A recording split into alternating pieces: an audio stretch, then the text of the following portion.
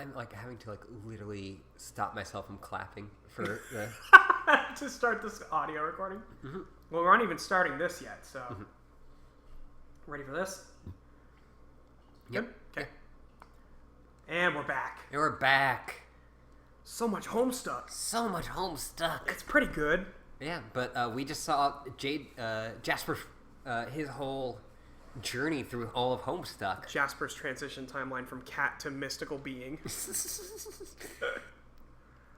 like 4 years at this point. Mm-hmm.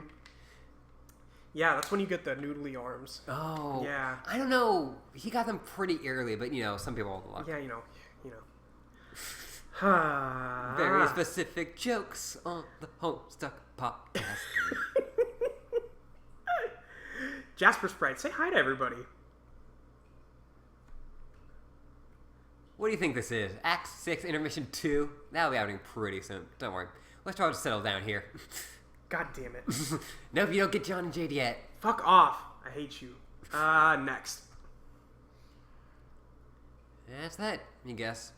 Hey, where did all these cats go? Did you do something portly mischievous again? Wait, there are a few Heimbahn equipment there. Looks like someone scared them all off. Uh-oh. It's the thing. It's the thing. Next. More clank noise behind you. You pretend to not notice. Slowly, calmly, reach for your... Roxy, turn around. Freeze, motherfucker! Freeze, motherfucker! Mockerfucker. Shit. Next. Oh! What? Sure are a lot of them today. Must be getting more desperate. What the fuck? It's a bunch of... Dursites. Dursites. But they look like exiles. Roxy, fire. You can't do it. They may be dangerous, but they're only looking for food. You have the awful feeling these guys sneak in here and then try to hunt for cats. Best not think about, really. Gotta figure out some way to get out of this jam. Solicit GCAT for assistance. Yeah, but this is all fucked up. This is extremely fucked up. Like, this doesn't make any sense with what? No, with anything we know. They're not supposed to be on Earth at all. No. Maybe he's one of arbitrary helpful moods? What do you say there, friend? Little help? Next. You just stretching? Yeah. God damn it, GCAT. He just leaves. Yeah. Shitty cat. Worst friend. But they've got like a bunch of like crowbars and just... Yeah, Jesus. Next.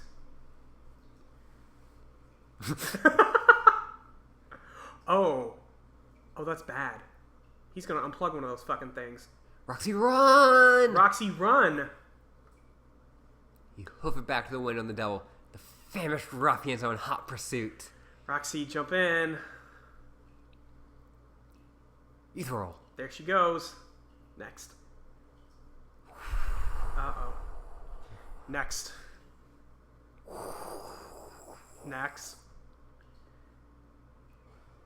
And GCAT purifies the window. Into Dirk's place. Yeah, which he has a giant, like, horse sculpture. Yes, of course.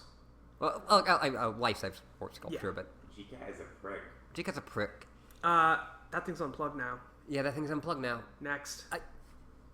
I saw a good headcanon, which, like... I'll say it later. You sure? I'm sure. Okay. Yeah, I just realized that. Spoilers! Oh boy. And the window goes dark. Next. What the shit? Next. She lands on it. Oh, okay, well she's not dead yet. No. Well, she wasn't stuck in between it. Yeah. But now she's stuck in this weird place, and the place where she saw herself earlier. Yeah, next. It all goes dark. Yep. I like that. It, like, inverts. Yeah, next. Oh. Like in a weird... Is this just like the void? Kinda. Next. Oh. There's someone behind her. This is familiar. Next. Oh, it's another troll. That's not Nepeta. Or not Nepeta, not Feferi. Yeah. Okay, next. But yeah, she's got a trident and she's got like 2 long like braids. Yeah. Like piercings. Fucking eyebrow piercings. She's punk as fuck. Next. Looking at Roxy. Yep. Next. Ooh. Goes around and Pulls her gun. disappears. Yep. Next. Oh, now she's behind her again. Yeah. Roxy doesn't know what's going on here. Nope. Next. Oh, she's right behind her. Yep. Next. Uh-oh. Count some wool beasts. Yikes. She's gonna choke her out. Yeah, but she has the same, what looks like the same type quirk as Fairy. Yeah. Examine fenestrated plane, Dirk. The thing just appeared out of thin air. Did someone significant to you? Or is it that damn cat again? Up to its tricks. It looks like it's one of Roxy's. Maybe she knows what's up. You should probably ask her. Probably. Ask Roxy. She doesn't respond. Must be busy or something. Probably just goofing off and drinking up a storm as usual. Looks like to wait anyway. Someone's messaging you. Huh. That's not a symbol we've seen before. No, it's a U with a red tilde through it. Mm-hmm. I think that's also like some sort of symbol that actually has meaning, but I don't know. Okay. Yeah. Can't know them all. Yep. Dirk, answer. I will take this person. Is this them? Yep. Yep.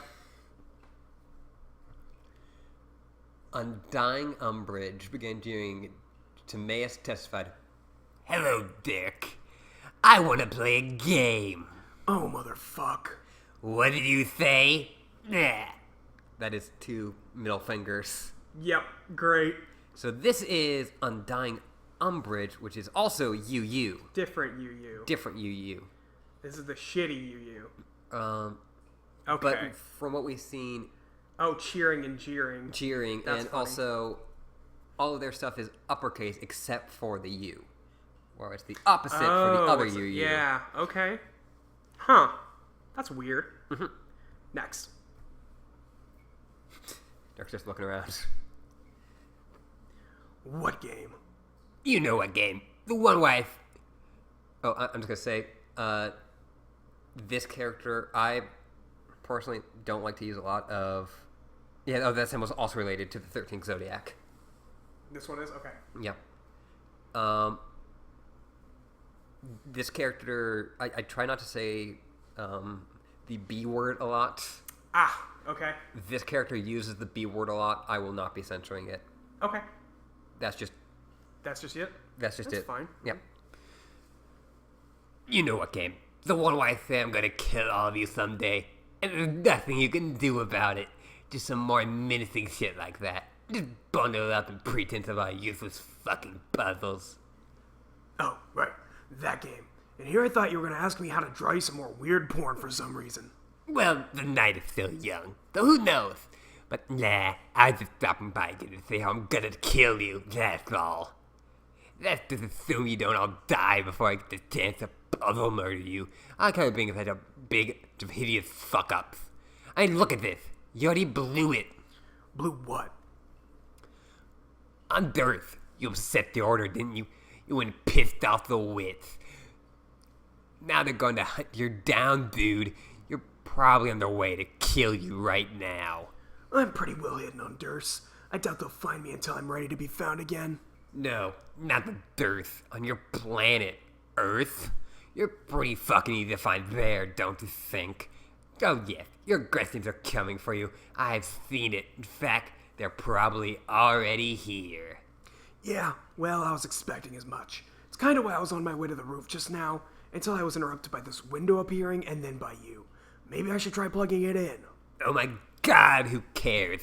Just some more pointless trash for you to obsess over and distance yourself from getting any of actual relevant shit done. The amount of time you people waste. It's fucking unbelievable to me. I read about some of the things you and your predecessors have done far more than I care to. Trust me. And every time I'm always just get the fuck on with it already. I didn't think you were much of a historian. I'm not. She sends me so much bullshit about this. You don't even know. You have to hear what I had to say, like exchange theories and shit. I had to just be like, bitch, I don't care. I don't goddamn care. Every time. But it doesn't matter. What's the next thing I inevitably find out? My journal, another goddamn wall of text. All color-coded and formatted for me to read and everything. Walls and walls of candy-ass, tutti-frutti fucking shit. Loads of text. People babbling mostly. We're talking about migraine-inducing, diuretic, vertical suicide drops of ugly fucking words. And imprintable asinine rainbow freefalls of frivolous banner. Got it? So I say, what is this? I told you, if you send me fanfics, I'd fly to Prosper and murder you in your sleep. Which I still might do regardless. But anyway, this is the actual ancient transcripts. I'm like, well, fuck. How can these people talk so much? I feel like I'm picking up some bad habits from you windbagging piss faces. Look at this. We even gotta go off like this. It's supposed to be just an in and out fuck you and I'm done here. Anyway, later, you horse porking twit. Wait, just one thing before you go. Your sister was saying you were having some doubts about playing. Is that true? Yeah, so this guy. This guy's a douche. Yo. Then, yeah, just talking about like, no, there's walls and walls of text. Yep, and then he just throws a few down. Mm-hmm. Next. He's looking on his computer, his shades. Is this ARs? Well, his shades are also a computer and also AR. Yeah. But he's got AR on there. He's got Pestrum. He's got Yeah. Yaldabaoth is his. Right, okay.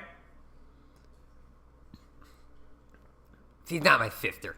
We don't got sister. That thing. Don't drag us through your nasty human familiar mud. Of course I'm gonna play. I'm just saying I wouldn't, to fuck with her and make her cry. Like I have a choice but to play.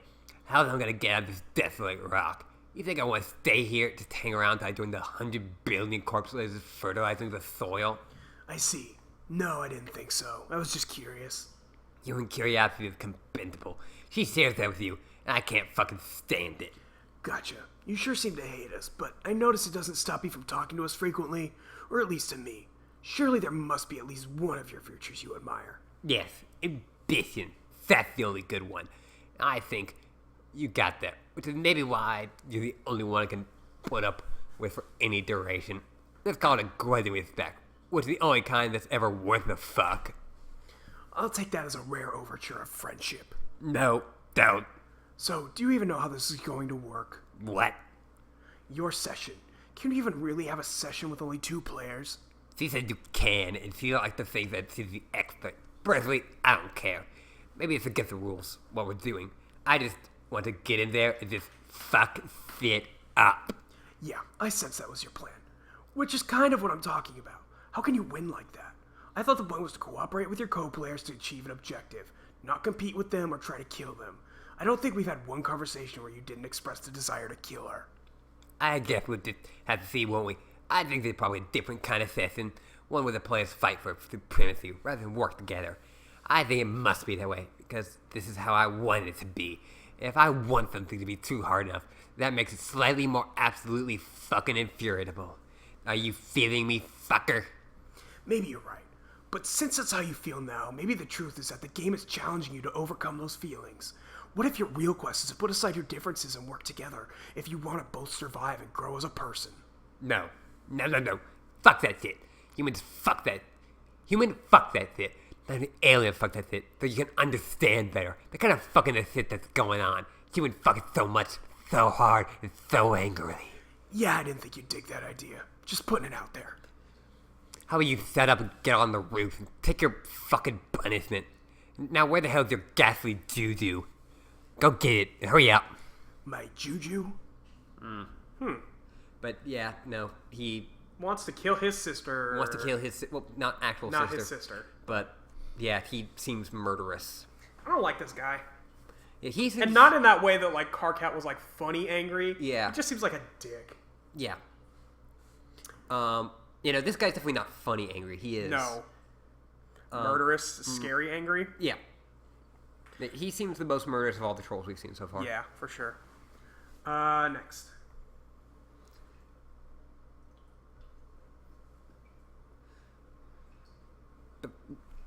The false person. Oh, and also you mentioned something about Juju, what the fuck's that? Yeah, what's a juju? The loathsome false person with the floppy limbs and dirt-sided tire you like to nap with. Oh, Locale? No, man, Locale's the shit. The thing is not the shit. It's an uncanny, grinning mockery, a bad omen. You chop it up and burn it. No way, dude, he's my best friend. How fucking sad is that? I'm just trying, for once, the only time ever, to be helpful. These things, you don't even know what they are. A kick-ass ventriloquist doll? I've been given a reason to believe it won't belong to my bro. I don't give a shit what you believe. There's only one reason for those to exist. It's to turn the life of everyone who occupies the same universe with it into a nightmare. Is that one of your alien folk stories? Yes, but it's also true. So, get rid of it. You could argue that my life is already kind of a nightmare, so there's no point in getting rid of him now. Either way, I'm gonna hang on to him. You stubborn fuck. Fine. Maybe it doesn't matter. Maybe yours is untainted. I don't know. Could be, his eyes look dead to me. Maybe you luck the fuck out with your particular juju. I honestly had no idea you were this superstitious. You're a pretty fascinating guy in a way. I can't really figure you out. In case you're wondering why I put up with you more than my friends do. I wasn't. Now you're gonna go get it, or what? Why do you want me to get Cal so bad? I don't. Just that I saw you slightly ahead and out. Climbed the roof with the thing, so apparently it's requisite for getting the fuck on with stuff. Dumbass. Okay, so some self-fulfilling shit then. I was hoping for a better reason. Whatever, don't take it. Make a paradox happen. Works for fucking me.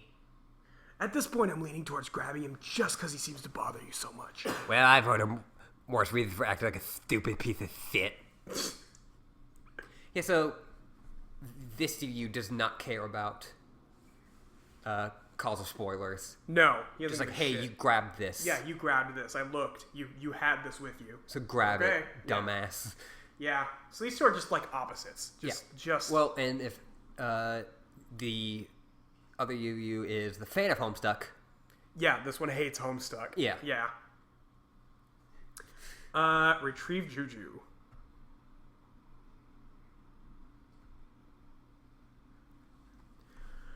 This is probably a dumb question, but you don't really care about causal spoilers, do you? Yes, that's unbelievably dumb to ask. Like, you don't mind telling me that I'm about to pick up Cal and thus causing that to happen.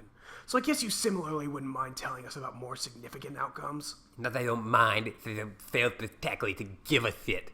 That's such a big difference. The fact that I might not glue you into your fate at the time due to my aggravated apathy over the matter is an immutable fact. I'm stating for the record.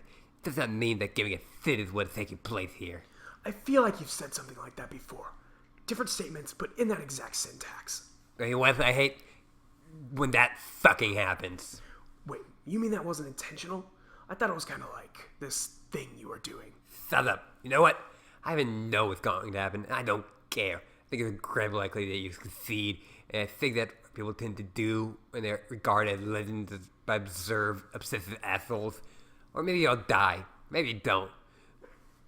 But if you don't, I'll take solace in that fact. That means I still get the chance to kill you. What about that for causal spoilers? Fair enough. Hey, you know, for someone who has such strong opinions about long-winded people, you've kind of been talking my ear off. I do actually have shit to do. Yeah. See how you people suck me into your bullshit? I should have kept it brief and thoroughly, like I was going to. Just like I said, hello Dirk, I want to play a game. And they're like, bro, roof, now, bring Juju. That's it. Yeah, that was good. Cold fucking blood to the point. Damn it. That actually sounds familiar too. Are you sure you haven't said something like that before? Have I? Fuck, I don't know. Whatever.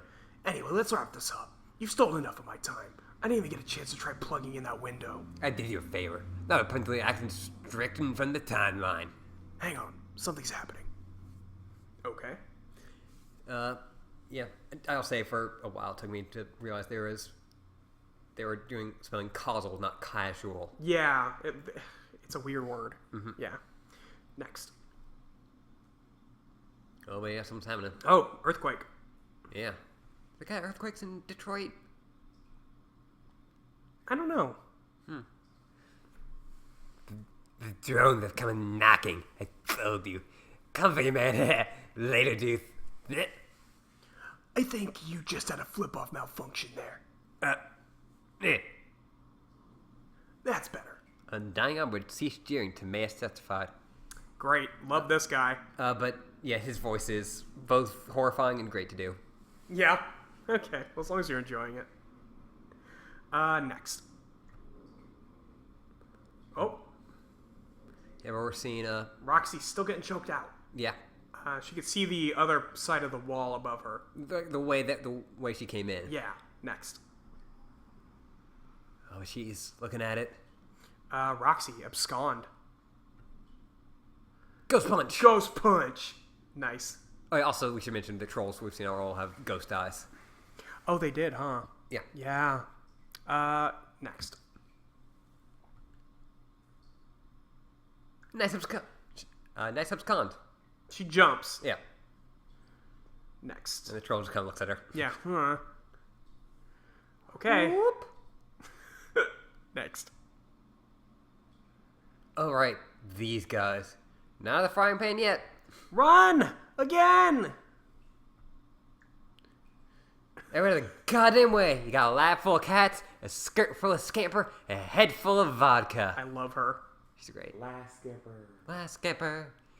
Next. She's running across the heads of all of these guys. It's like Ong Bak.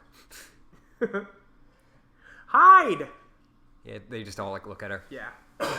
Or she goes into like Oh. That's a door we've seen. yeah. But we never saw really the door of. No. We saw like a underground passage. Yeah. Next. Whew. For the time being, it seems they're safe from the punky-looking fish aliens and cat-hungry chest bandits. Now what? Next. We still really don't know why the chest people are there. The Yeah, dirt no, we sites. still have no idea why the Dursites are there. We have no idea really how the trolls are. What is little Sebastian doing? Sitting on a safe, looking at through a telescope. Next. thinking about life. Looks through it. Oh, it looks like That looks like it could be a meteor. yeah. Well, I mean, Jane has to get in the game. Yep. Dun. Jane, examine pre-punched card. You have no idea what you're doing. You have no idea what you're looking at here. What are you supposed to do with this? Oh well, might as well get started. It's not like there's anything left to do besides embarrass yourself over Pester Chum some more. You've done enough of that today. It will last a lifetime. Jane, enter. Dun, dun, dun.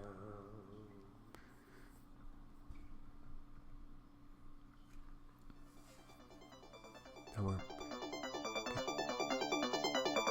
like zooming on Jane's house. Yep. Yeah, Save. she punches it. Yep.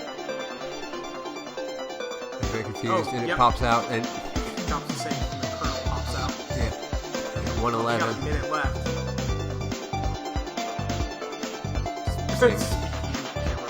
It's got the safe had a bunch of shaving cream in it. Yeah. It's just like look at this kernel. Oh, Jake. there's Jake. He's got his thing. Yeah. Oh, Dirk. Dirk descending.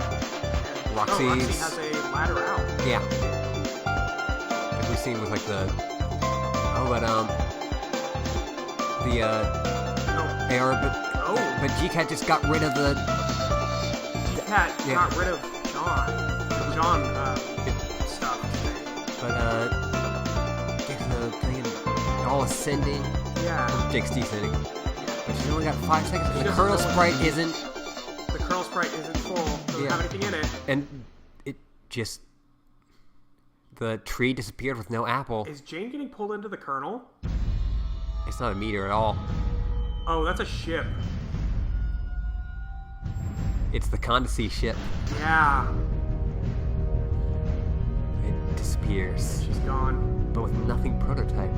But years in the future, Oh, that place is covered in water now. it's covered in water, and it just gets replaced by Oh.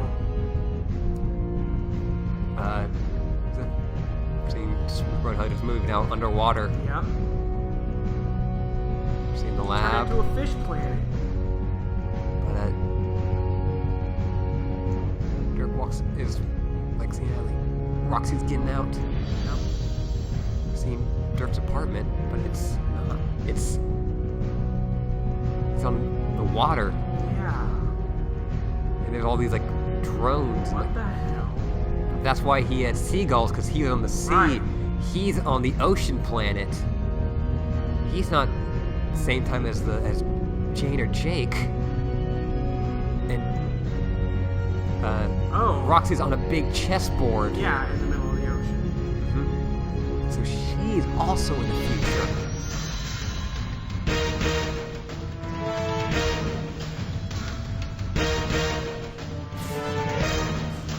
Yeah, we're just seeing the content, how she's involved with all of this stuff. What the fuck? What the fuck?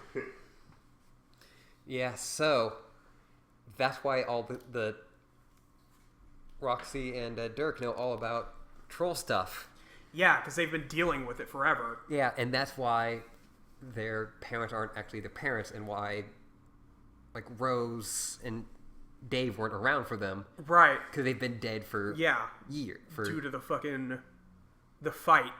Well, also because it's years. Yeah, it's been years. What the fuck? That's weird. This is weird. Next. End of Act 6, Act 2. All right. Act 6 intermission 2. Yeah, you want to say anything about what we just saw? Hang on. This? Well, I mean, Or just in general? that flash. That flash was fucking weird. I guess that explains why all the Dursites are on Roxy's planet. Yeah. And, like, bugging her. And I guess we didn't really see outside of No, we never did. Dirk and Roxy's place because it was all water. Yeah.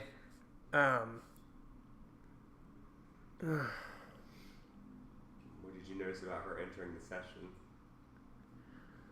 Oh, it looked like she was getting pulled into the Sprite, into the kernel, because she didn't prototype anything.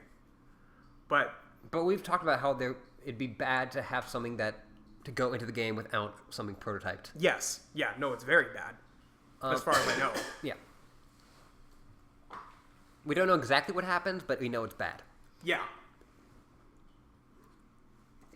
But like we've kind of heard stuff about like that's how like prototyping stuff is how Sky like forms. right. Yeah, It goes from the little chessboard to the bigger chessboard to eventually a planet. right. Yeah. What the? So what does that mean? I don't know. Yeah. Hopefully we can get answers. Yeah, maybe one day. Yeah, let's jump into the intermission. Yeah. It's the remix intermission. Hold still, Slick. What the fuck? It's a baby bottle and it looks like apparently Space Slick. Next. God damn it, will you quit fidgeting and drink your milk? Next. I do not remember this intermission. I remember it. It's warm and nutritious, fresh from the butler's teat. You just watch me milk it. God damn it. Next. If I could click it. There we go. Oh, for fuck's sake, you were impossible. Next. Oh, good. Miss Paint, is that soup ready? He's being a dick. Yeah, but we're seeing Andreas. He's dressed up as a troll version of the main character from The Complexity of the Learned. And you can note that he has also the cufflinks. Yes. Yes. That we saw UU wear. Yep. Well, and he's got UU horns. Yeah, we thought nice UU. Oh, yes. No, we have to differentiate Yeah. now. Yeah. Next. But no, their Space Slick is on a operating table. He's half robot now. He's half robot now. I love that Space Slick survived the ending of the universe. Yeah. Yeah. Plus, he just grabbed him. Like, Yeah. come on, buddy. Hey, buddy. You seem cool. Yeah, you seem all right. Don't stab me. Or he stabbed him. And Arthur is here. Arthur. Or at least a butler. A butler. Yeah. Next. Also, can you bring some gauze? He stabbed me again. Oh, he did stab him. But she's making Scotty Dog soup. Great. Next. It was one of the more tentative stabbings, though. I think maybe he meant it as sort of a thank you. Yeah. Next. Sounds like space though. Nope, wait. He just stabbed me again. I don't think that one was a thank stab. It was more just like a regular stab. God. But she's got a spade doily. Yep, so good. Next. Little dead flower. I probably should have confiscated his knife before I gave him the super fast robot eyes. My God, is he frisky with those things? Next. That was Miss Paint's so nice. Hey, put that down. I said, settle your ass down. Where's the gratitude slick? I'm wearing your hand and foot here. What do you think you are, Butler Island? You know what? Fuck Butler Island. You just died and went to Butler fucking heaven. I see that knife. Yeah, that one. You're not fooling anyone. God. But she put down an origami Yep, Scotty dog. origami Scotty dog. Great. Yeah, Miss Paint is cute. Yeah, she is. If you don't calm down, I'm going to repair your other eye. You know the one you refused to let me fix because you thought the eye patch looked cool? I'll do it. Next. Miss Paint, what is taking so long with that soup? There was a man in sore need of his Scotty dogs if I ever saw one. Next. He stopped at something. Oh, yeah. Oh. Miss Paint, are you listening? She's dropped it. Yeah.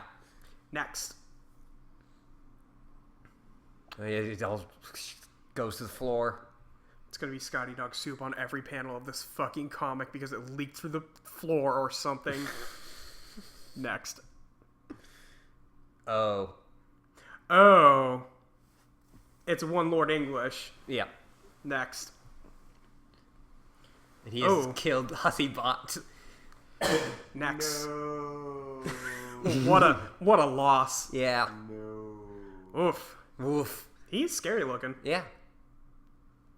Don't kill Miss Paint. He's giant compared to Miss Paint. Yeah, next. He's just looking at her. This cue ball eyes. Yep. Well, not cue ball, but Pool ball. pool ball. Yeah. Next. Year 1.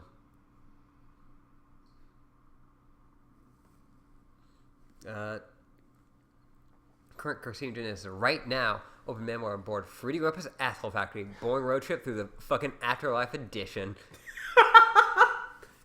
I can't believe I'm actually doing this memo bullshit again. I guess I don't know what else to do. I just need to air out some shit with somebody, and everyone here has their heads so far up their nooks I want to scream louder than I usually do. Troll nooks and human nooks. What the hell the human nook even is? You know. Next. Fruity Rumpus Asshole Factory. Yeah. Yep. Oh god, I'll take one. I'll take future. Yeah. Luckily they've... Hey, are you there? Future carcinogen is 10 minutes from now responded to memo. Fuck. Oh, hey. I just cannot fucking believe I have to go through all this bullshit again with you and me. What the fuck made me think this would be a good idea? Dude, what was the text? Ugh, why don't you tell me? I just have this incredible premonition you're about to anyway. Why the fuck would I know you change your text red? We don't do that. That show eats self-absorbed paint your text and your blood color thing or eye color or whatever. It's for attention-greedy, insecure losers. Sure is. Sarcastic wonder. I'm just thinking, this makes our conversation easier to read. Or those insane blocks of gray angry text we just write together. What was that? Like half a sweep ago already? It's weird that I'm actually looking back on all that and saying a certain amount of fondness. At least shit was happening. So boring out here. And I mean, with the humans is weird. Anyway, this is actually a lot more decipherable. Maybe we're onto something. Well, hey, check it out. Shit just got nostalgic. Look at that. I'm feeling much more sentimental about this moronic conversation already. Okay, why do you have to go from 0 to douche? Like in the blink of a fucking glance nugget. The blink of a glance nugget? I've been at this for 10 minutes already and counting. I just think you might have been onto something with the red text. I was trying to pay you a compliment, you antagonizing fuck. I mean, we only ever got in the habit of typing in gray to hide our blood color, right? And like, 1, everyone knows it now. It was the worst kept fucking secret ever. And 2, if they did it, it's just us here. And obviously, we both already know it all our lives. Unless we're both so neurotic, we actually still want to act like it's a secret we're keeping from each other. And I like to think that those days of astounding degree of mental illness are behind us.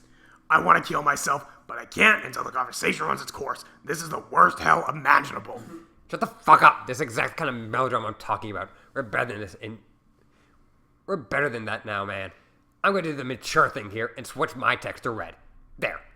I think this should be the universal convention for when two of the same people are talking the same to each other. One guy bites the bullet and talks in red. Seriously, one of us has to be the grown-up here. Oh, I get it now. When I type in red, it's showy and insecure, but when you do it, you are shouldering the pragmatic burden of a martyr. Even though it was my fucking idea to do that in the first place 10 minutes ago, you piece of shit. Okay, goddamn it. Stop being so sensitive. I fucking apologize. Can you just talk about your stupid feelings already so we can get this nightmare over with?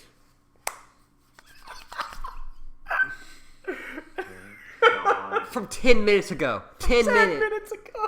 Jesus Christ. At least before he had like the decency to wait like 48 hours ago. Oh, fuck. Next. I'm so bored.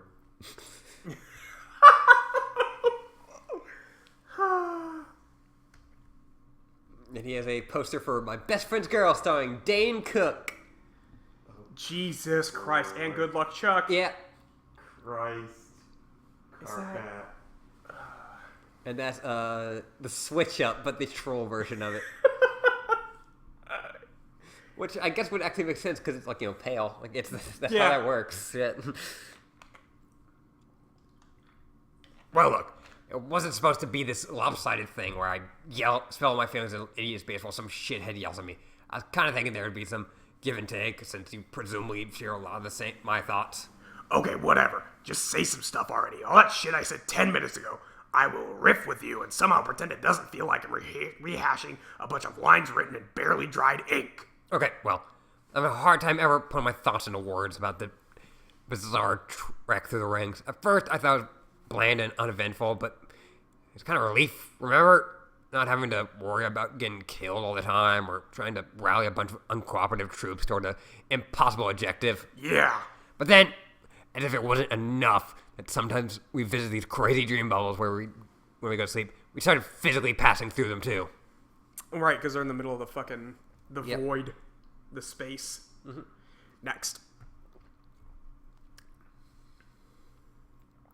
Like, I think it could handle it better if it was just one thing or the other. Like, only them, not this day-to-day.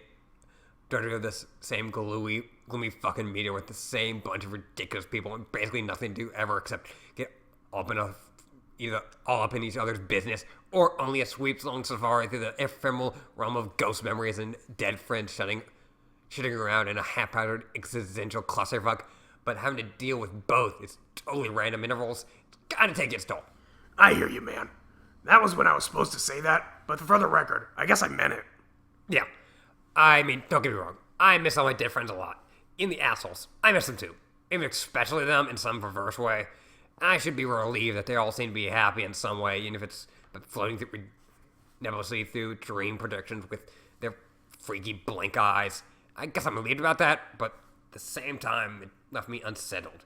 Reasons I can't really put my finger on. Next. But yeah, also, hey, all his friends are still Yeah. somewhat okay. Yeah.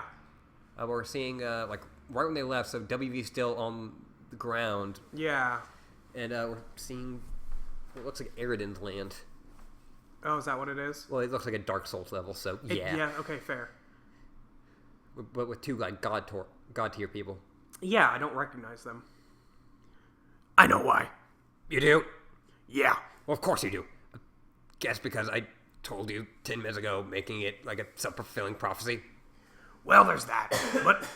But also, this conversation helped clarify some thoughts. In spite of its excruciating pointlessness, part of what's bothering you is what this means about mortality. Yeah, I guess that's part of it. After visiting who knows how many dream bubbles and hanging out with who knows how many dead friends and copies of dead friends from alternate timelines, I started to wonder, does death even really mean anything? Did life mean anything? For that matter, what's the point of life to go around collecting a bunch of painful and awkward experiences to supply material for the revolving memory collage that serves as the backdrop to a much longer, emptier stretch of existence? And how unnerving is it running into our dead doppelganger from doomed timelines? Hey, you're preaching to the choir, bro. It's fucked up. Never mind that it means about a person's identity or sense of self or what a guy can be considered the real guy or philosophical bullshit like that. Just on the level what your decision and actions during your life actually mean. sometimes we run to the version of ourselves who we got here for fuck's sake. But in spite of being more successful than we were by that particular objective measure, they got punished for that because it wasn't the thing that needed to happen. Oh, okay. Yeah, which... So is that an Eridan god tier, maybe? Maybe. Maybe looks like Equius? I don't know. But, yeah, that's a fucked up thing to say. Yeah. Think of.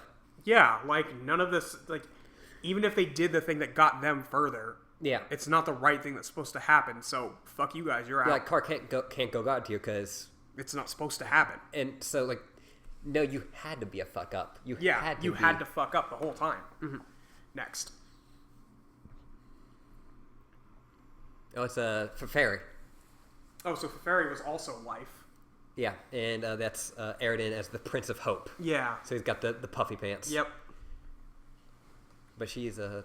Healing WV. Yeah. Pretty much. So what does that leave us? If we're the same... We're taking some lesson from that. What is it?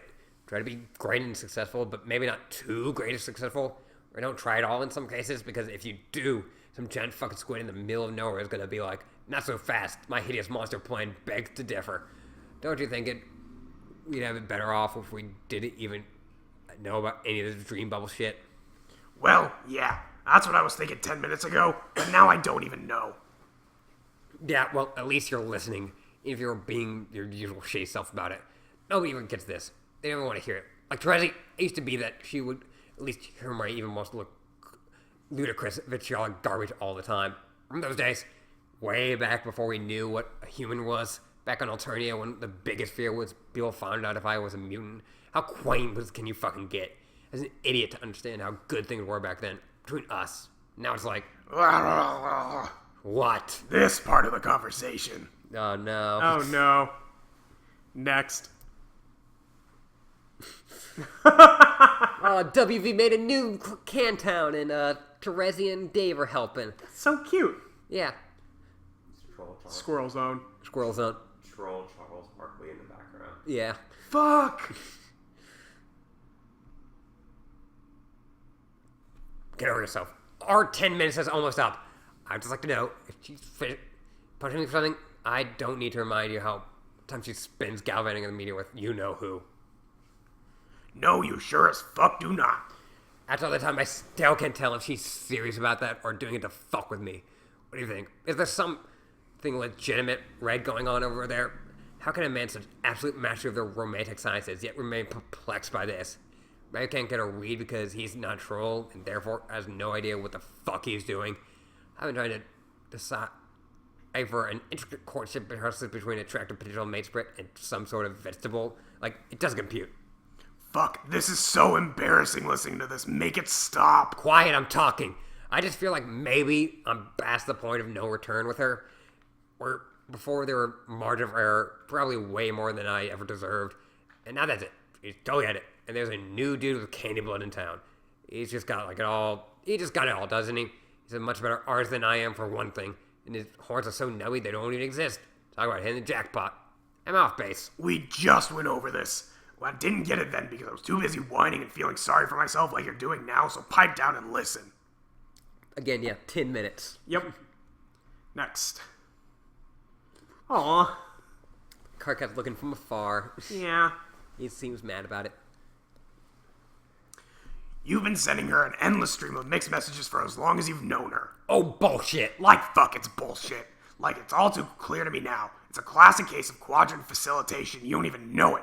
No wonder she was frustrated and got fed up with you. This is outrageous. Is it? Tell me, how many times have you treated her in a way that could be objectively construed as a form of black solicitation? That's just...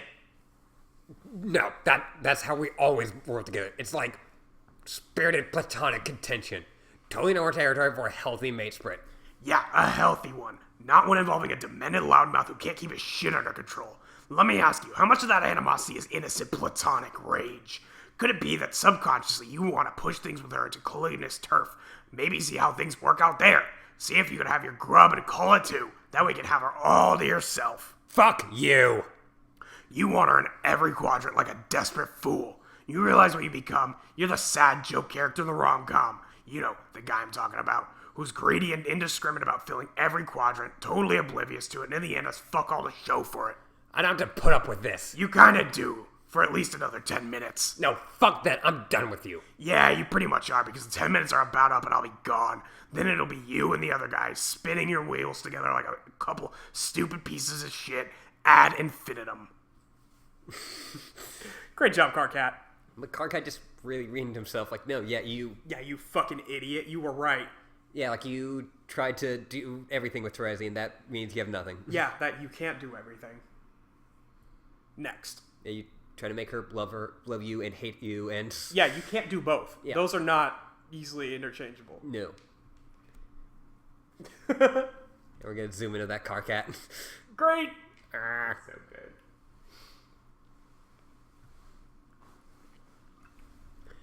Man, I must have been insane to think anything is different. You haven't changed at all. You're just as petty and horrible as ever.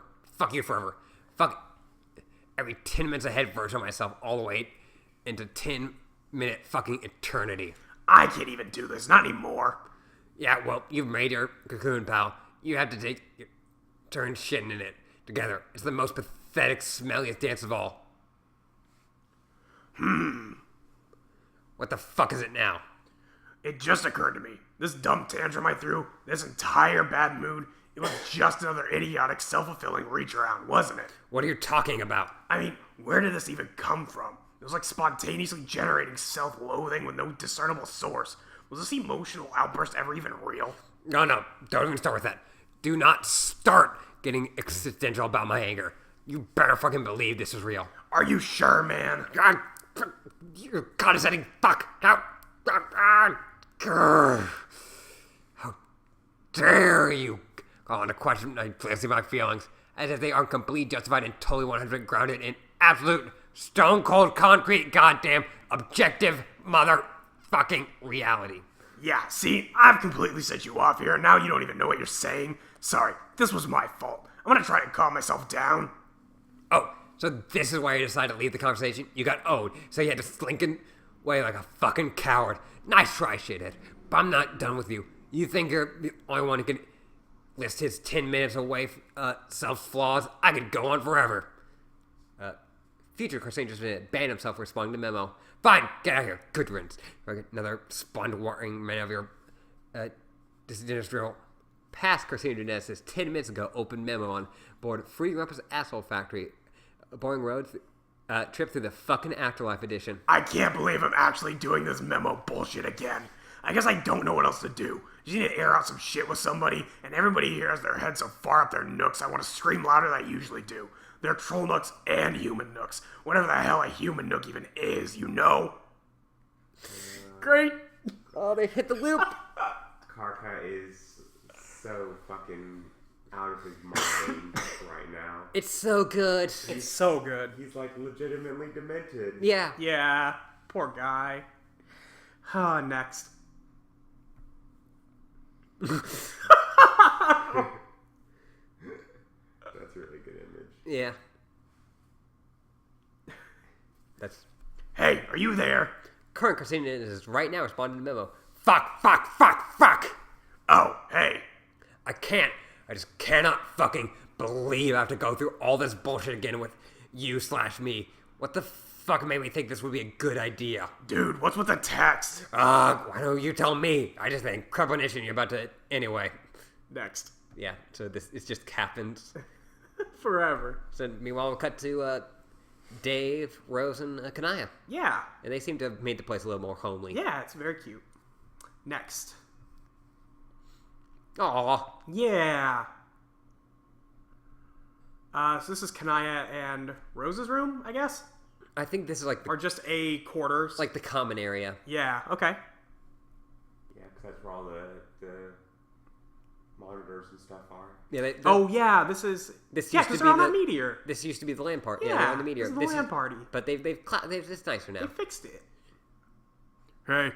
Sup. Great. Next. Do you want to take Kanaya on this? I'll take Kanaya and Dave. Okay, there's a lot, Dave. It's fine. Anyone seen Terezi around? No. Why? We were gonna do a thing, but she's not around and not answering my messages on any one of the probably 10,000 computers lying around that they would show up on. A thing. Yeah, a thing. I see. Shut up. What have you seen? What about... Oh, what about you? Have you seen her? No. Have you seen Gamzee? Are you serious? Of course not. I haven't seen that guy at all since the first day we got here. Not once. Yeah, I know. Talk about an elusive juggalo. Probably like the shyest fucking juggalo of all time. I'm pretty sure only Karkat's seen him. Don't expect him to rat out either because of the whole Moirail junk. Moirail, alien words. I wouldn't expect him to. I wouldn't even ask it. Would be totally bad form to ask him that. Yeah, I mean, I bet you think you're imparting some really obscure cultural fact about trolls. But really, if a human said to another human, hey man, can you tell me where your best clown friend is hiding so I can go chainsaw him to death? Just so you know, that would probably be bad form too. Okay. I don't know, it's been a year already. I think he's really intent on hiding and hanging onto those dead bodies. He's probably scared to death of you at this point anyway. Maybe you should just let it go. Rose, back me up. I try to stay out of troll interpersonal politics. Interpersonal? Wait, are you saying this is like a spade quadrant thing? Is she trying to be his kismet fish? I'm saying no such thing. Well, she hates him, isn't that what it means? Dave, don't be a dick. You're embarrassing her. No, I'm not. She's cool. Look, she's being cool about it. I'm being cool about it. See? It's not like that. I just want to find him and at least wound him somewhat. Yeah, see, I knew there had to be a perfectly harmless and unerotic explanation. Shh. No, see, I'm explaining this badly. All I'm saying is basically just fuck that guy. Oh, Kanai is so good. It's so good. Kanai's the best. Fuck that guy. And also, I love Dave and Kanai. It's like, no, she's cool. She's cool. I'm being cool. Yeah, no, she's cool. Next.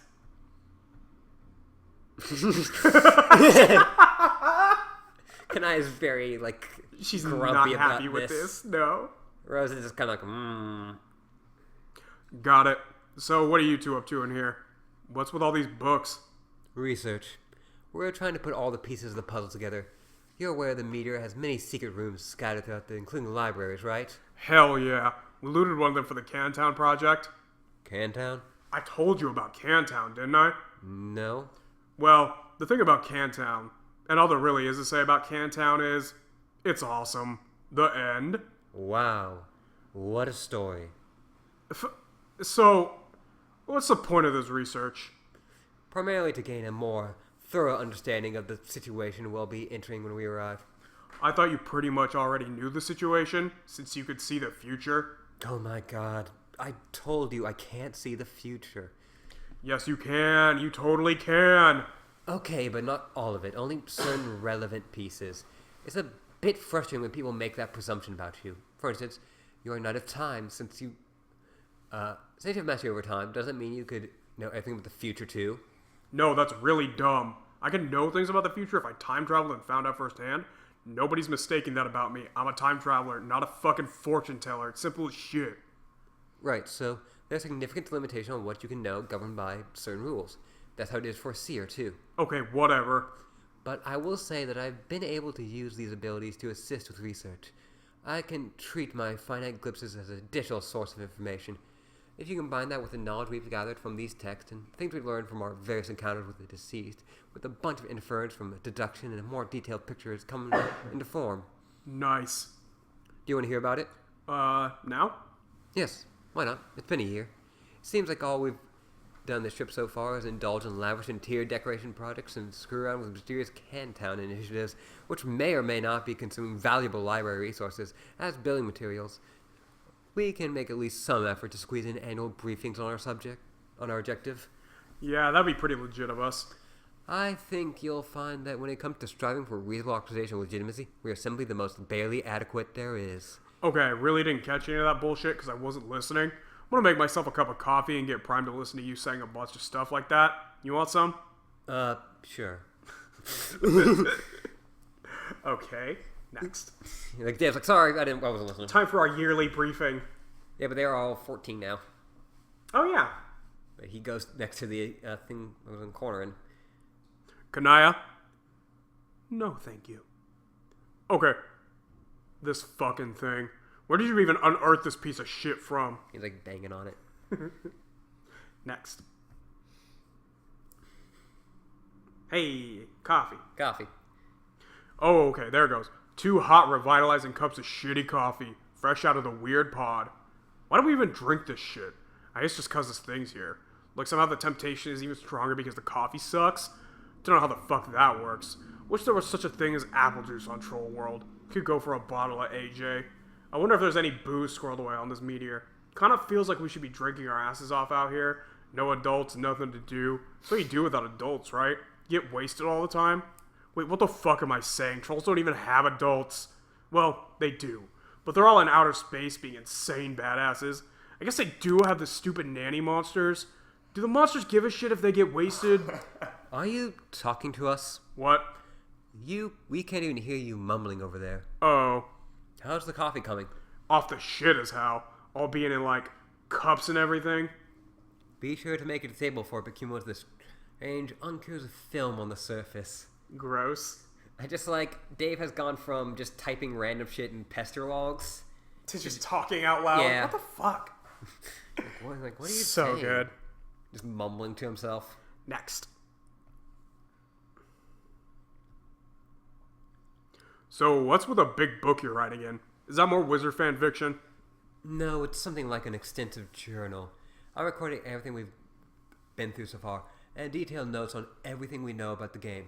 I'm also using it to document our research and extrapolate on a new session and players. So it's like your nigh unreadable game fac in some form? In tome form? Somewhat. You sure like to write big game guides. I don't look at it that way. I'm approaching from a standpoint of responsible historical documentation. Don't you think people in the future will want to know about our story? I guess. I think it could be a very useful resource someday. It'd be helpful to others beginning their own quests. Chances of that seem pretty remote. I really wouldn't rule it out. Okay, totally sold on that suddenly, on account of not caring. So tell me about the new session. What is there to know? And most importantly, how is everything going to go wrong this time? From what I understand, everything already has gone wrong before the game even started in many different ways than ours did. There are indications of thicker political intrigue, assassination attempts, and usurpation of the throne more insidious than what we dealt with. But those examples still don't illustrate the fundamental fault with their session. Ours had similar fault. It was a null session. Later the subject says null sessions are actually very common. It's any session resulting in failure, and as such, designed to result in failure from the start, to disguise incomprehensive knowledge of its own fate, and that of all its luminaries. Biologically speaking, it's to be expected that null sessions far outnumber the successful ones when it comes to reproductive systems, or when redundancy is commonplace. The universe has a reproductive system that spreads many seeds, as it were, most of which never come to fruition. So we shouldn't feel too bad about our results, really. It was quite par for the course. But then, it also there seemingly few null sessions result in the birth of a massive green star fueled by 2 dead universes, for what it's worth. Okay, but I thought the whole point of the scratch thing, is it gave us a chance to still win. You're saying the new session has a fault too? Well, yes. There's more to it, though. New players are simply our session, rebooted with different parameters, which also affected the original conditions of our universe. And strangely, it seems that the new one is a null session as well, but within a much less common subset of all null sessions. This one is referred to as a void session. Okay, I wonder if that means there has to be a void player then. If that's the thing. I don't know. Next. Well, they're writing in the, or they're researching. There's the hieroglyphs and all that stuff. Yeah. Okay, which is that? It's very simply a session in which nothing is prototyped before entry at all. Hence, by Sky's preemptively all-knowing and its influence on the rest of the Entrosphere, there are not even any towers on Prospect or Durst built to receive the split kernels. See? Weird. Why would these alt-universe players fuck up in such an obvious and stupid way? I don't know what specifically led to the failure to prototyping anything, but it doesn't really matter. As I said, the session was designed that way before it began playing. Any efforts to prototype have been in vain regardless, possibly subject to sabotage. Didn't you say at some point that not prototyping anything would be really bad? Yes, it's just another way to create an inferno session, though by a less catastrophic and bloody route we took to achieve the same result. By contrast, it leads to a rather harmless, uneventful session. Unlinked remain unaugmented, and so does the royalty. And while this may sound advantageous to players, it's a curse in disguise. The lack of prototyping which keeps adversaries unevolved has the same influence on the battlefield, which successive prototyping, the battlefield will never reach its final form, which may be fertilized to grow a new universe. Okay.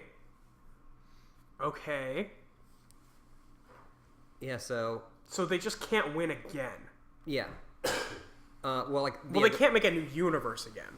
Yeah, but I think at this point, winning is just staying alive. also the kids have brought all their planets, And what else? Right. including Skya. Yup. Including their own sky. Fuck, okay. Which has evolved to its final form. Yeah. Next.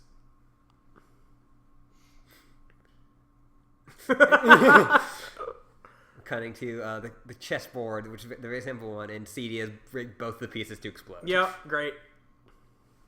Instead, ooh, shit. Swallowed wrong. Oh, you okay? Instead, it remains in its most basic form, stuck in eternal stalemate. Nothing players in a void session can do to change this. They're resigned to live out the rest of their days in a dead-end session. Still waiting to hear how this is anyway an improvement on all the shit we just escaped from. It's a vast improvement. The new session is a blank slate without a ridiculously short time limit for victory like ours had. There'll be no time limit at all, in fact. Once we arrive, ostensibly, the nature of the session will begin. It won't be classified as either a null or void session anymore. It was something which, as far as I can tell, is unique. The fully matured battlefield for our session can be used to make the new one viable. The path to success will be made possible by a combination of efforts and assets from both iterations. Usually scratch sessions are absolute resets, and involve no direct influence in the first attempt at all. I can't find any precedent for our situation. Jade has our battlefield, right? Yes. So she shows up, drops it in Skya. Then we take the result of all that damn frog breeding we did and stick the thing in there somehow. We sit back and wait for it to do its huge ribbit or whatever, and we're golden. Pretty much. As long as there's actual vacancy at the center of Skya when we get there. If not, they can make one, probably. But it looks like CD is going to take care of that one. Mm-hmm. Oh, fuck. Show dialogue log. Yeah. Amazing. Yeah. Next. Yep. And he just made it. And there's our explosion. Is that going to be a problem? I don't think so. Or it would be a trivial obstacle. As it is, I think the forces opposing those are clandestinely working towards the same goal as we are. From what I can tell, gestures of antagonism, while certainly poising legitimate danger, have been factored in as a critical stepping stone in one destination shared by all parties. I don't know why this is, or what the motives are yet.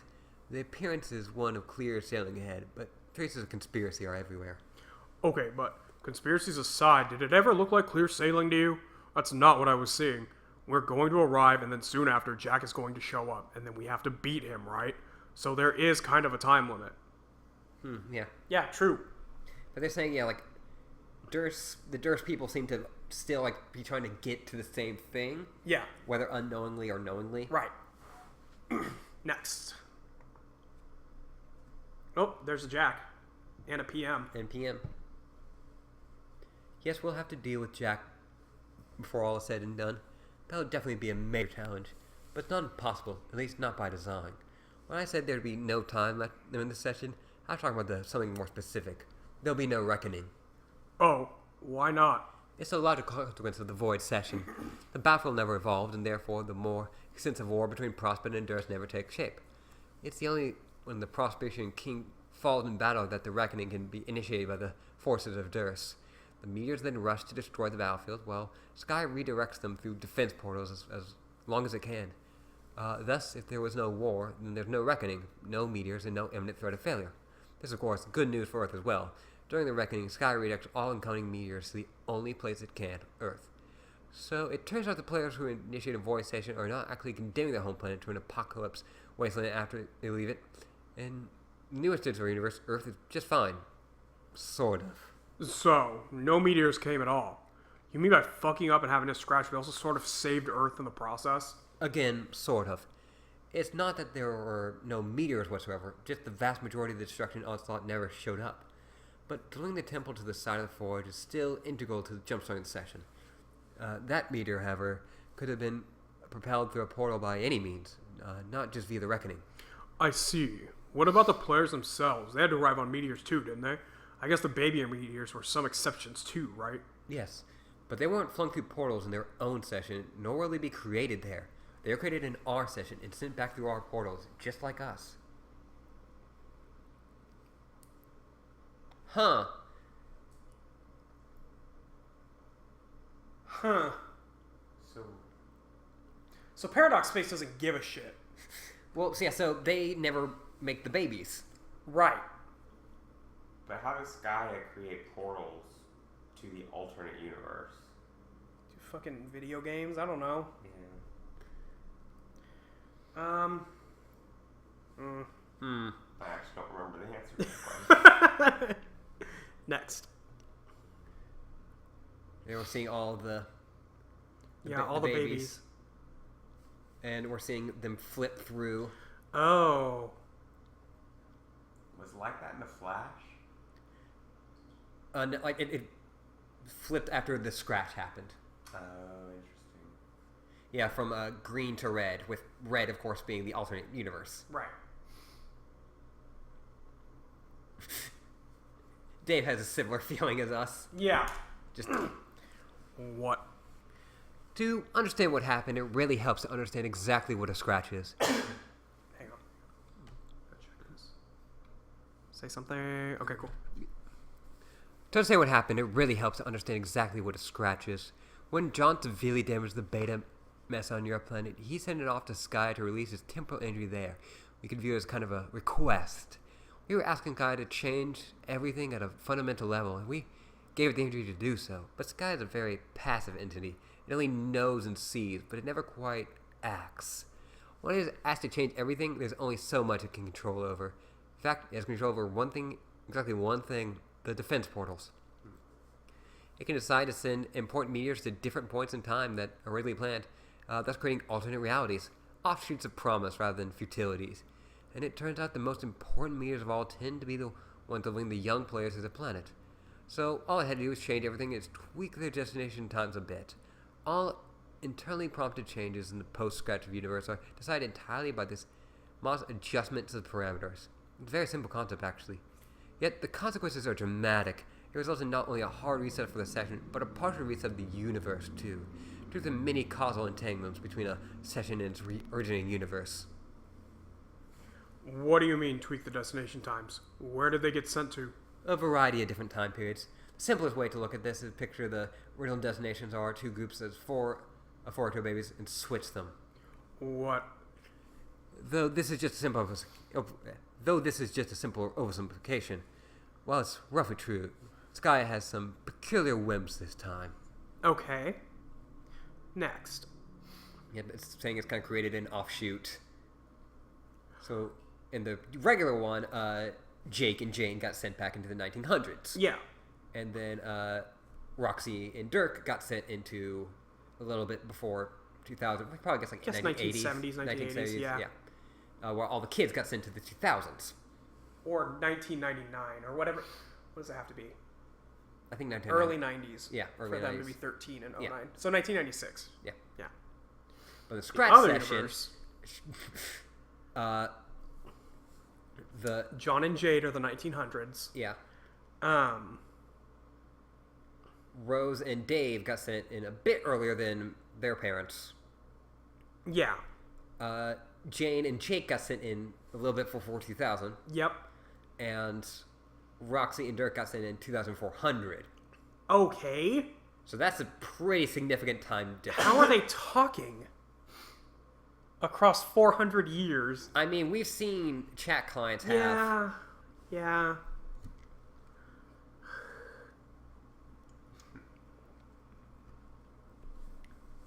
While most landed in time periods corresponding with the original group, it seems that two of the new players arrived 4 centuries ahead of everyone else, for some bizarre reason.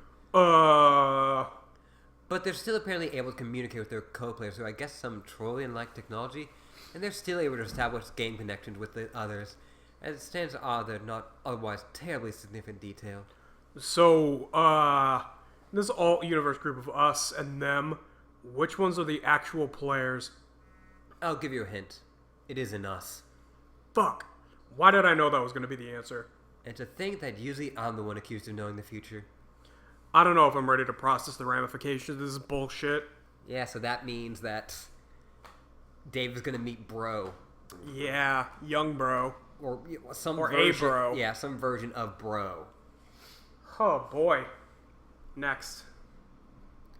And get to meet his weird teen mom.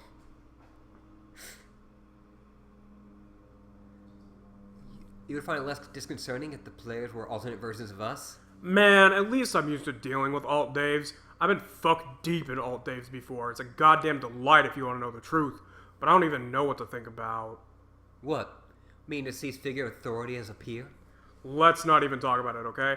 Can we slow down this meeting or delay the meetup? Maybe fight Jack for a little while? I honestly thought you'd find the idea exciting. I know I'm looking forward to it. But your mom was just a nice alcoholic spinster who liked wizards who you complained about for no reason. She wasn't anything like an untouchable master of irony who could replace the meat in your sandwich before it even occurred to you what the fuck you were chewing. Let me ask you this. Did your mom ever wiggle a puppet in front of your face even once? Not that I recall, but anecdotes like that make me more curious to meet him personally. Fine. Well, you can be on bro duty then. I'll be the ambassador to your mom. And no, that wasn't actually meant as the sick burn it sounded like. She's your mom too, though. Yeah, I know. I'll be the ambassador to my mom then. Sounds pretty stupid when I say it that way. Whatever. I'll be the fucking one-man welcome wagon for the John and Jade teen old people and also our mom. That's the plan. So when we finally see them, we can get our shit in a formation like trained acrobats. Like I'll blow a whistle and make a human pyramid, got it? That way we can totally avoid anything awkward. You do realize we've seen her already, right? What? When? Months ago, in a dream, she'd floating along in Durst pajamas, asleep. Wait, that was her? Yes. Oh. Huh. You're wondering why I didn't tell you. No. You're specifically wondering why I wasn't forthcoming about it with the answer to the question in time. Hey, who was that choice babe in the pajamas? God fucking damn it. You didn't find it nostalgic at all? Retracing the steps in some Freudian semi-blunders into conversations past? No, what a load of shit. Stuff said between you and me before we knew we were related. We both knew that was a lot of horseplay, bullfuckery, smartass between 10-year-olds or whatever. You can't seriously have taken any of that seriously. Wink. Oh, don't ever do that. All these fucking mom traps and sister traps. What a joke. I hope Skya gets to have a good laugh over shit like this. Wait, I forgot Skya doesn't laugh. It just sees and knows. It's like a huge blue perv that's a mad jazz for kids cest. What are you people even talking about? Wink. Don't you wink at her. Kanaya, here's a pro tip. That wink meant Jack Dick. She's just being weird. I feel as though this conversation has utterly outmaneuvered my constructive involvement. I'm going to go. Yeah, I'm pretty much all outy too. I got some shit to attend to. After you. Dave! Stop checking out your mom. Just so many times per day. Hey, who is that choice babe in the pajamas? Yo, who's that choice babe in the pajamas? Christ. Fucking Rose. And like you just like know like Rose is just like smiling like yeah. She's like, I'm gonna Yeah, bust this one out maybe. later. Rose, this is gonna be fucking hilarious later. Next. No, so that wink don't mean Jack Dick. Oh, Oh Carcat's boy, here. Carcat's here. I'll take Carcat. Okay. Ugh, why does that always happen?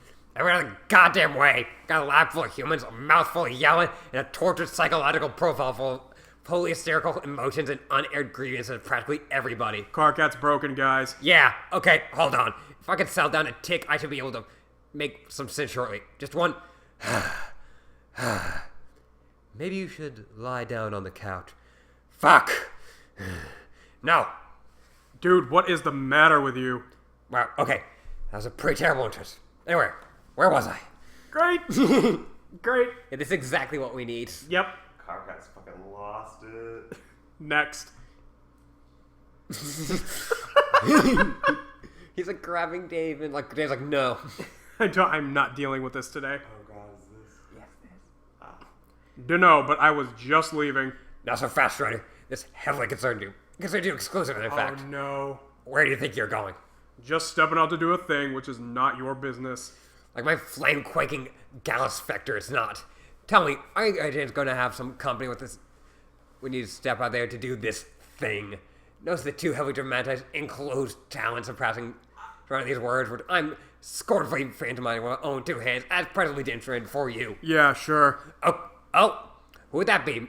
May I ask? Well, probably the mayor. He's usually down for whatever. I'm not talking about the fucking mayor, and you know it.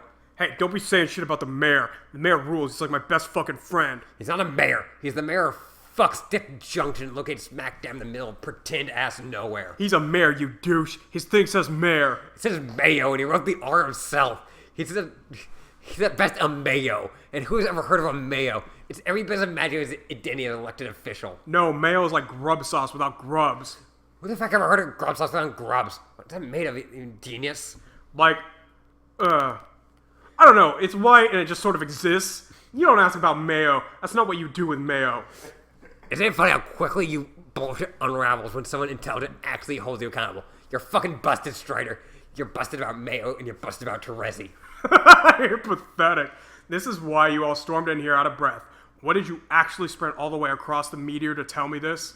What I do with my legs and how fast I move them is my business, you shit. Yeah, and what I do with mine is mine. Watch me make them make me leave.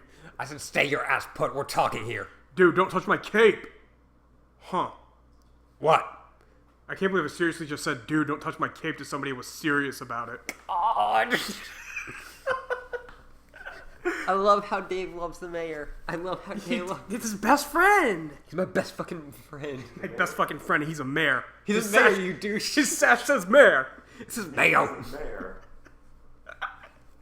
Next. God, like, yeah, we didn't get a lot of Dave Carcat, but they're always No, great. it's fucking amazing. And now I get 3 years of it. Yup. Okay, look, I'm nowhere near your precious stupid cape. Just listen. Before you go off to snog Terezi your idiotic little village of nutrition cylinders, hear me out. Man, you are so overblowing this. But I don't think I am. Yeah, you are. You have some idea about us, what you're getting up to. So we've done a few things together past the time, so what?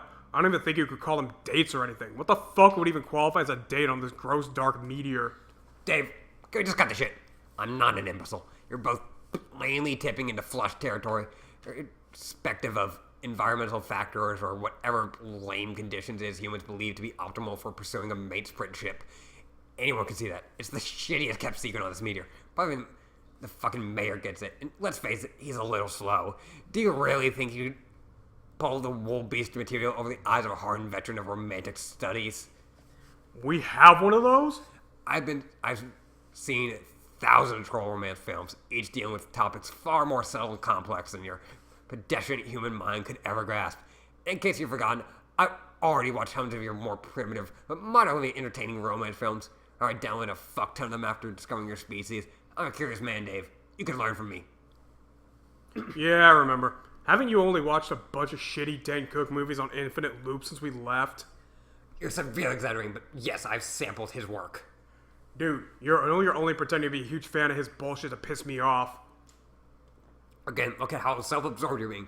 I don't think he's has a brilliant comedic mind for a human. Ugh.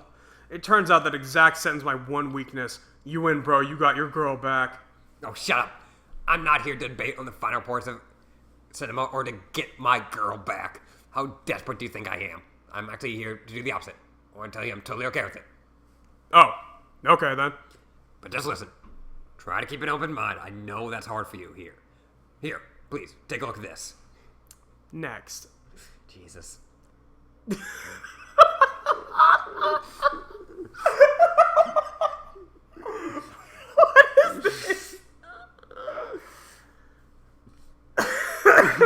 It is a book which has several trolls on it, and it looks like a romance cover. Great.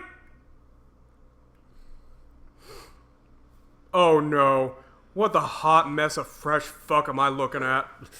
It's an alternative romance novel. Now, look, I'm not vouching for this particular piece of literature. It's actually pretty trashy. And if you're interested, I could probably recommend better things to you.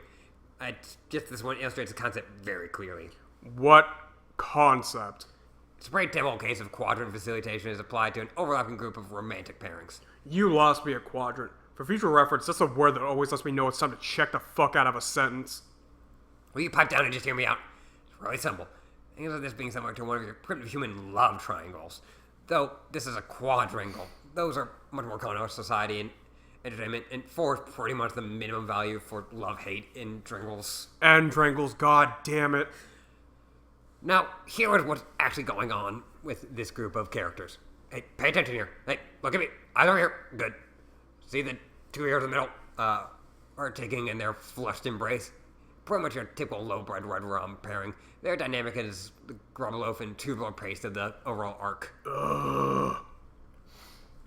But what have we here? There's some nefarious hybrids in the picture, too. This is where it gets interesting. The guy on the left is the old Caligula's flame from the male blood blast. And he's re-entered the picture. Again, nothing ordinary. He can continue to court his mateship in Cosmesis without conflict. It's a perfectly amicable arrangement that everyone's totally down with. What is that huge beefcake troll even doing? Is he grinding against a little dude's shoulder? What is even going on? Why the fuck is he nude? No questions yet. So, that's all fine. Pretty boilerplate conditions for unfolding rom drama. But there's a twist. The male high-blood and low-blood start to have flush feelings for one another. And that results in some red infidelity between the low-blood pair. Obviously, this is where the fireworks are going off. The red feelings between the low-bloods turn to black, and thus begins what is referred to as quadrant facilitation. Meanwhile, the two males are also facilitating between red and black, because you don't just let go of a rivalry so easily. What is going on down there with the other chick? All grabbing at the other one down there in the corner? Yeah, well, it's even more complicated than that. Probably more than needed for the sake of making the point. In the heat of their facilitation, during an especially black phase, the low-blood female waxes red for a notorious and especially brutal high-blood female. So they're have their thing on the side, but even that starts facilitating too between the original pair just keeps spinning like a top. We don't need to get bogged down with the quadrangle dynamic though, and for our person, the fourth party is a distraction. Our purposes? What the fuck are our purposes? The thing is, facilitation adds a lot of drama to everything. That doesn't mean it can't be viable. It can totally work and everyone can be reasonable about it. It really just comes down to a matter of sensible scheduling. You must be out of your fucking mind if you think I want to know where you're going with this. Dave, please. Just read the book, okay? It's all in the book. Is Carcat proposing a threesome?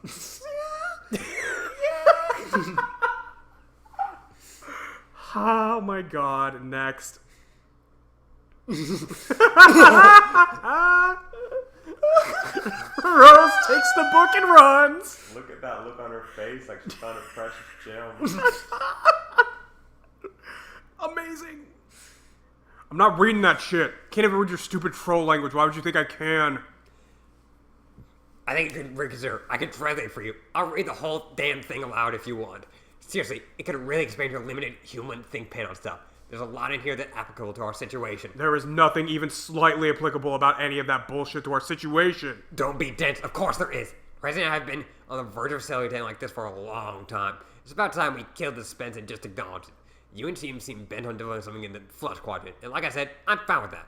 If we can just get our shit straightened out, you can be like this facilitating pair that alternates between red and black, but in a way that complementary with each other's patterns. Oh my god, why is this happening? Like, well, she and I are black, you and she are red. But then when she and I are red, you and she. I don't know if humans are really capable of black feelings. I got this just up to you. Maybe you can just, like, sit those periods out. Like, take a break, you know? You have completely lost it, my dude. I can't believe for a fucking second this is reasonable shit to propose even on Troll World. You just totally snapped. Snapped like a fucking fox. This makes perfect sense. Like I said, it's just a matter of responsible scheduling. Now let me show you. I need some paper. Where's some paper?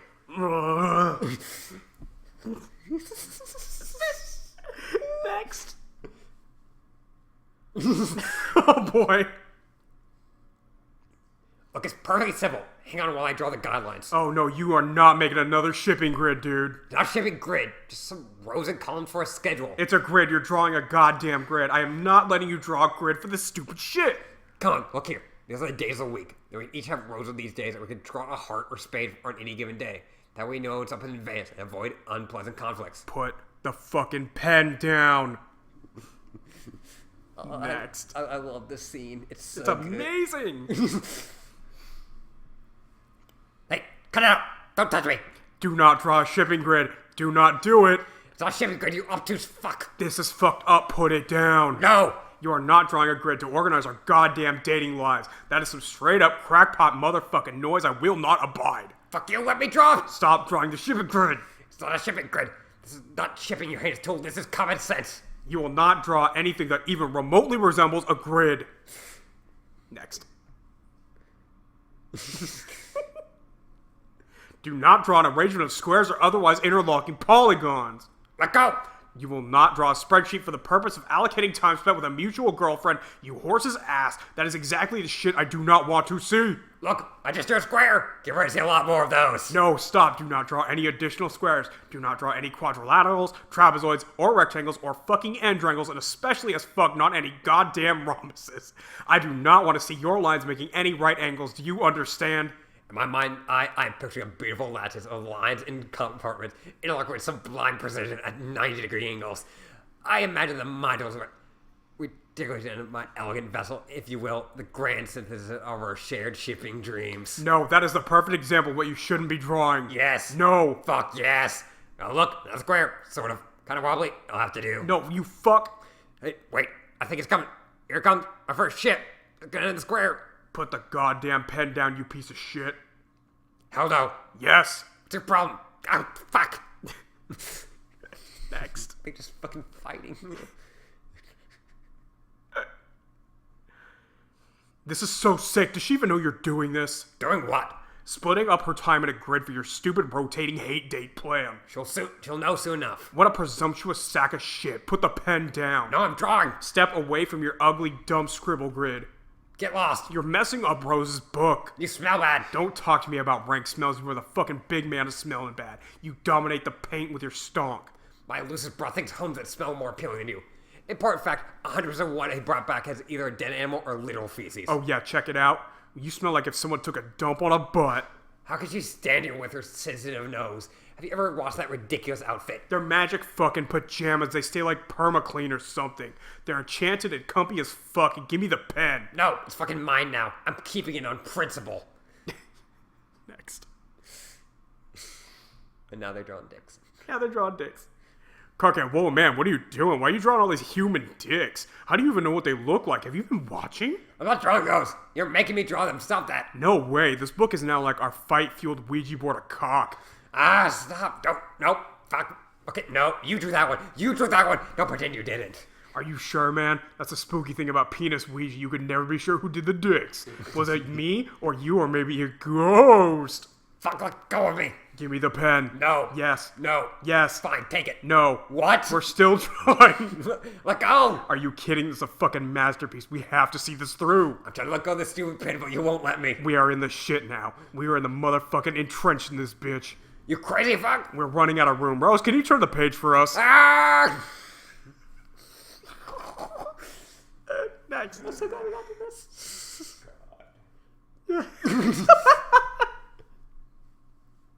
The altercation becoming uncomfortably physical. Get the fuck away from me. What are you talking about? You know what I'm talking about. Shut up and draw another penis. You don't even understand the self-implication of all this hostile touching and grabbing, do you? I don't feel that way about you, Shredder. Just step off. Next. He's now biting his He's cape. biting the cape. Man, if you want to look at this that way, it's your business. This is an old-fashioned beatdown where I'm dealing with it. Why don't you old-fashioned go fuck yourself? Stop biting my cape. Fuck you. Next.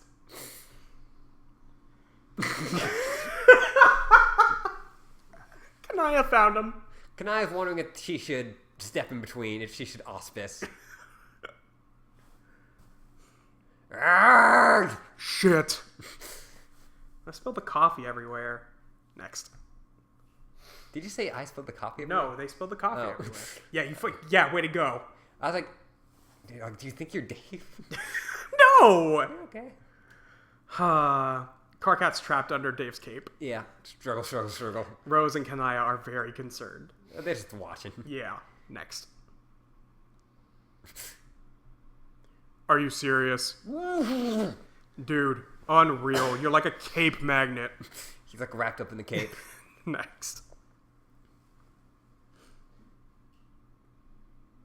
Hold still. Grabs him. Next.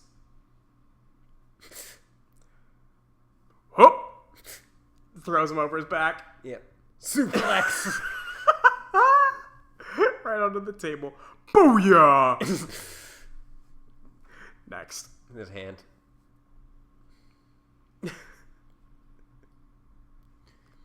Hey everybody, stop what you're doing immediately, whatever it might be. My dream bubble is puttering rapidly. Whichever mind your stations, or to me, go about your business as usual, I guess. Unless you want to meet me up here and check it out. Over. Next. That's some of the best pages Yeah. of Homestuck. Yeah. That was amazing. Full stop. Fuck. Yeah, no, there's a lot of people say that is their Just favorite the part. best stuff. Yeah, it's fucking really good. Ouija board of cock. I like how Kirk goes stop. I'm like, no, you drew that one. You drew that one. Don't fucking. So it looks like we're going back to John and Jade. Yeah. Next.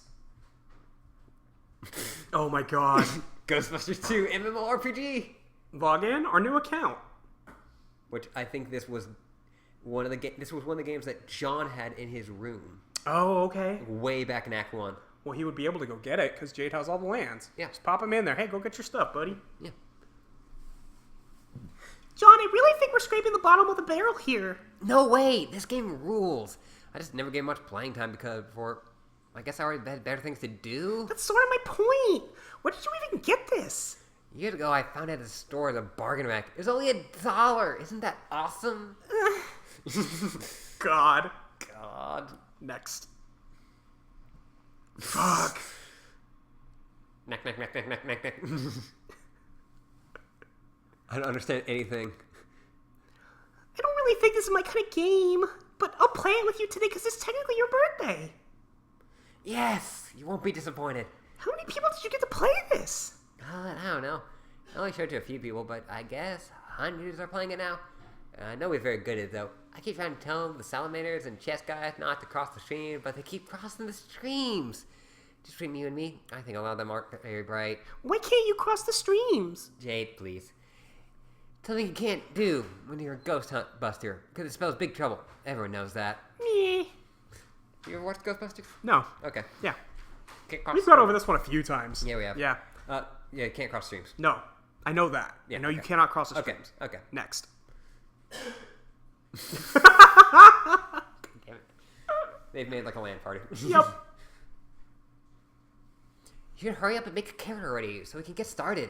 I'm working on it. There's so many options. What kind of Ghostbuster should I make? Just any old Ghostbuster, as long as it looks awesome and looks like he means business. I'll begin organizing our squad. What do you have to do? First, we need to buy an old abandoned fire station to use as a headquarters. Luckily, half the city is composed of abandoned fire stations that are for sale. The game is actually really stupid in a lot of ways now that I think about it. No. Or I think it's more like, no! Like she's like, No. Hey, shut up! I take it back. It's great in every way. Sure, John. Whatever you say. Okay, now to find us a mission, gonna hire a sassy secretary, and have to peruse the extensive palette of sarcastic red-haired ladies. Okay, there's a good one. Then we wait for a phone call. That could take anywhere from 10 seconds to several hours. Are you serious? That's fine. There's also a lot to do at the station in kill time. You can talk to Slimer and get slimed by Slimer. Okay, that's pretty much all there is to do. What about the fire pole there? Can you go down the fire pole? The fire pole's strictly decorative. You finished making your character? Yeah, I think I'm done. I'm pretty happy with him. Next.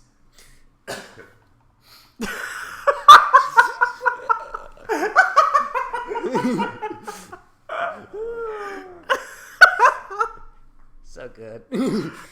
Whose head is that? Just a furry head. A furry. She's made a furry Ghostbuster.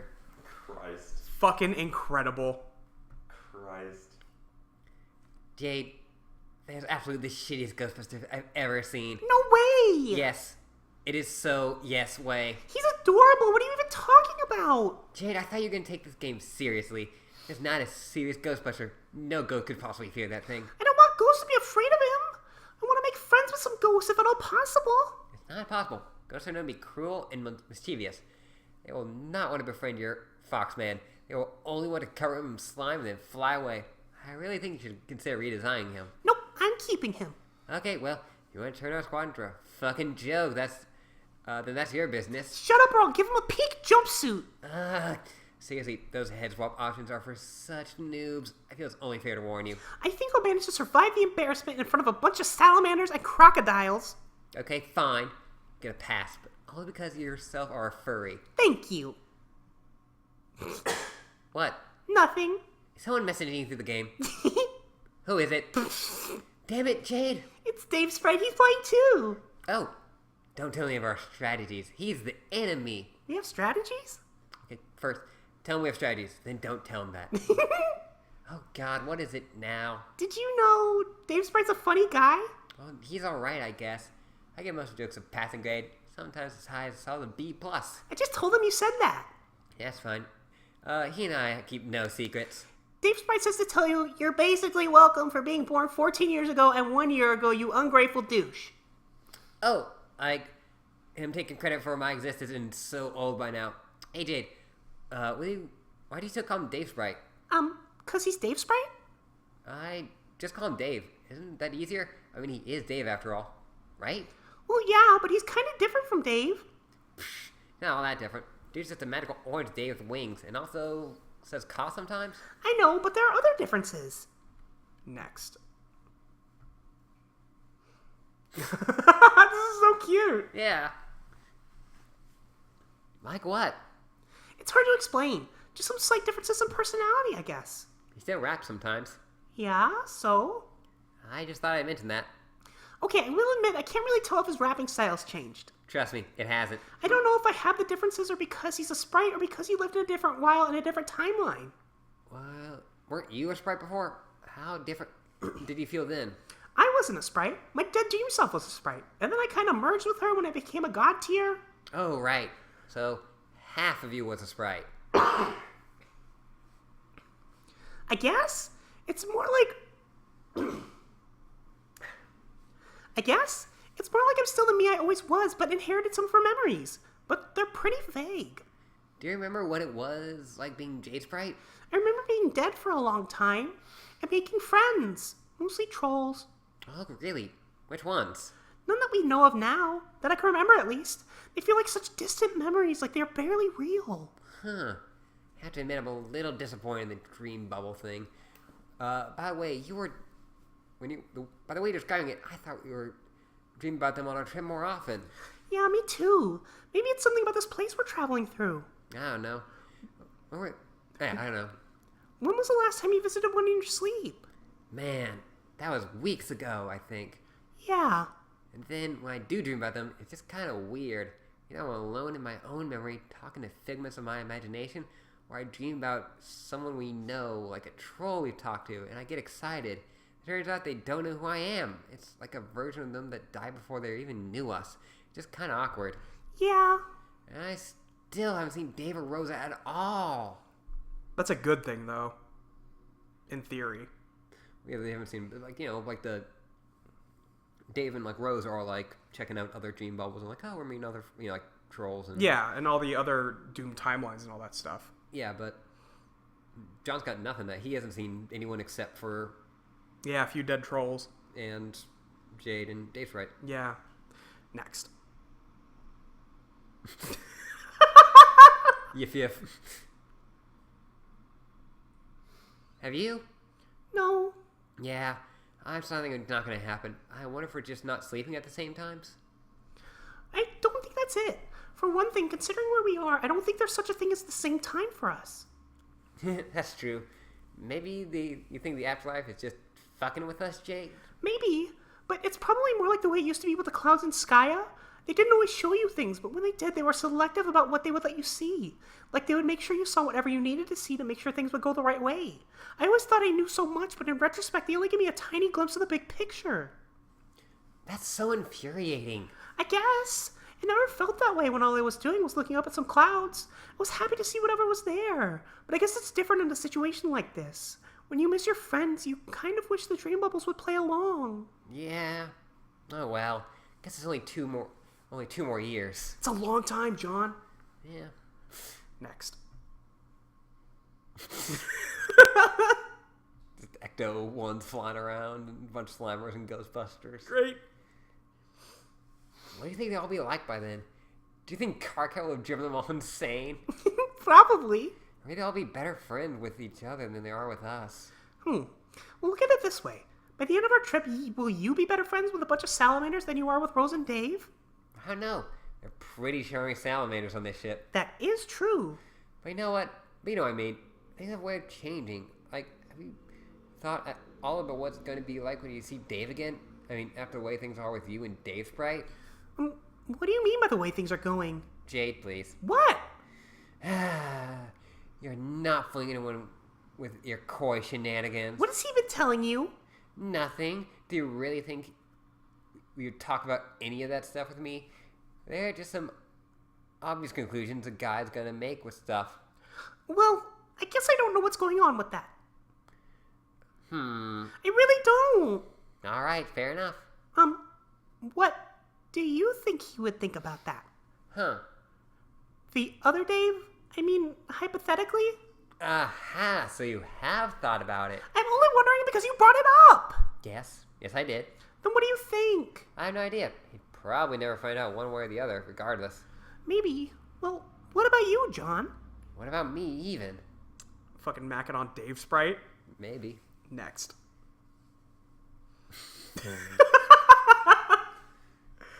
I love Mist. Basically. Yeah.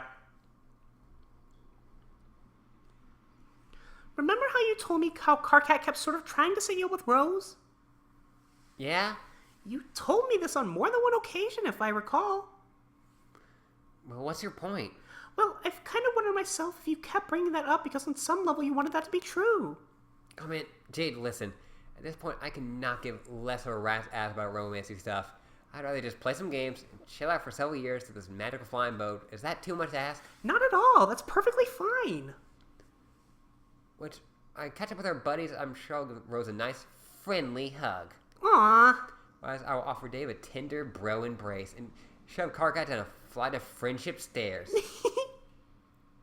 That is it. It's all very complicated and bothersome, Jade. What? You know, matters of the heart. Okay, you may laugh at my choice of word, but it is true.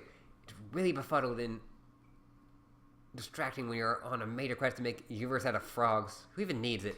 I guess you have a point. Like, you're the troll girl who was sort of into me?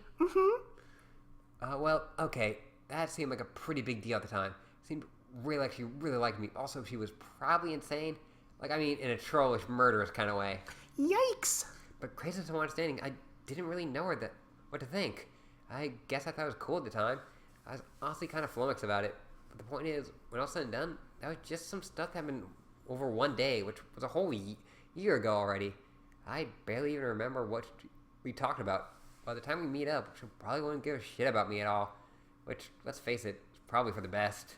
I think we make things more meaningful in our head when they're happening than really are. Like, realistically, there were probably a lot of things that went on that day that didn't mean that much. Like, remember when you said you thought Karkat was getting this silly, angry crush on you? That was just my hunch.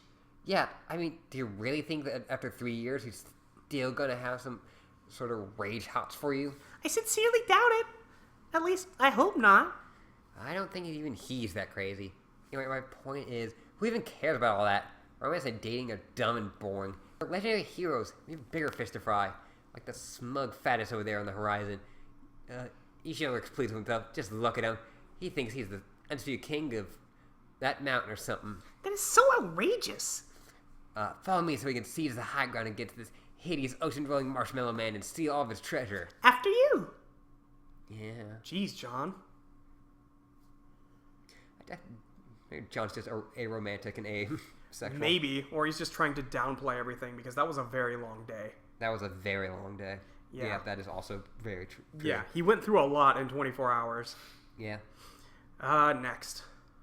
Maybe like that'd be the saddest thing for Vriska is like, oh yeah, like I barely remember her. Yeah, I barely remember what those conversations were about. Oh, it's Jasper Sprite. Him. Jasper's, holy shit, another cake. Meow. These are still all the others we haven't touched. They are really baking up a storm today. Meow. Jasper's, whoa, what are you doing? Meow, meow, meow, meow. Meow. Oh, it's the birthday song. Yeah. Meow, meow, meow, meow, meow, meow, meow, meow, meow, meow. Jasper's, no. Fine, we'll sing the birthday song, but for the love of God, don't meow it. Gonna rile her up. Meow, meow, meow, meow, meow, meow, John. Oh, Jade, come on, please settle down. I can't help it. Damn it, I'm not really mad at him, I swear. Meow, meow, meow, meow. Oh my God. Next. Jade's running after Jasper Sprite, and John's holding on. Woof, woof, woof, woof, woof, woof, woof. God. Ah, fuck. Next. Oh. Jasper passes through a wall. Jade teleports into it. Yep, and John hits the wall. Yep. Next. And he's out. Next. I mean, last time we saw someone go out like that, Yeah. they wake up in a dream bubble. Yep. Next. And it seems like John does that too. Where is he? Well, he's in the He's void. in the void again. Next.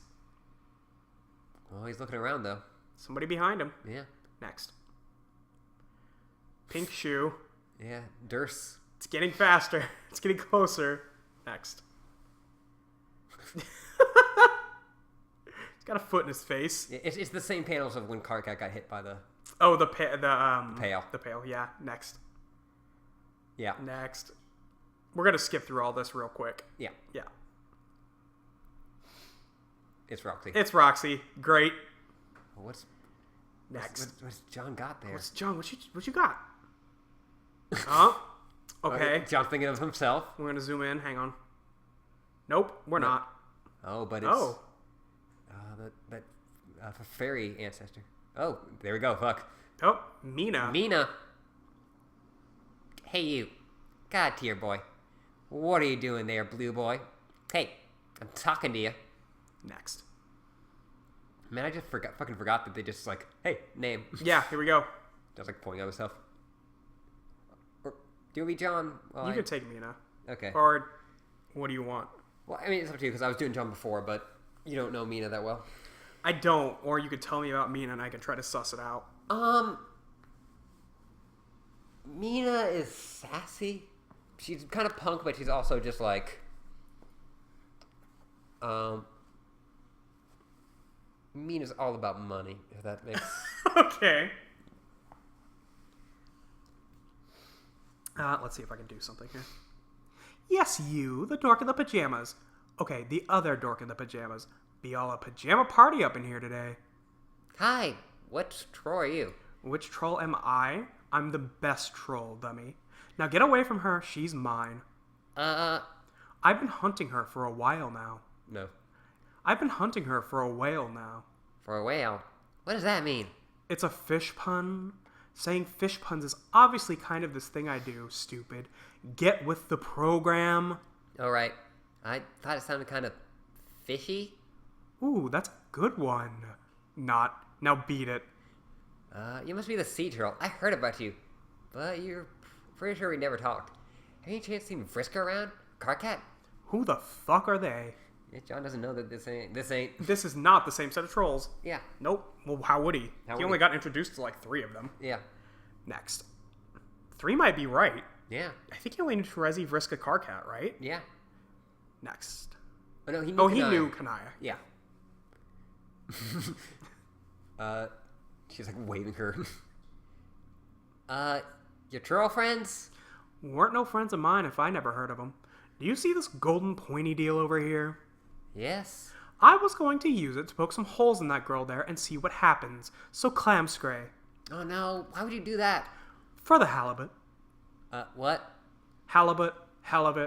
Okay, that one wasn't that awesome. I thought I told you to clam scray.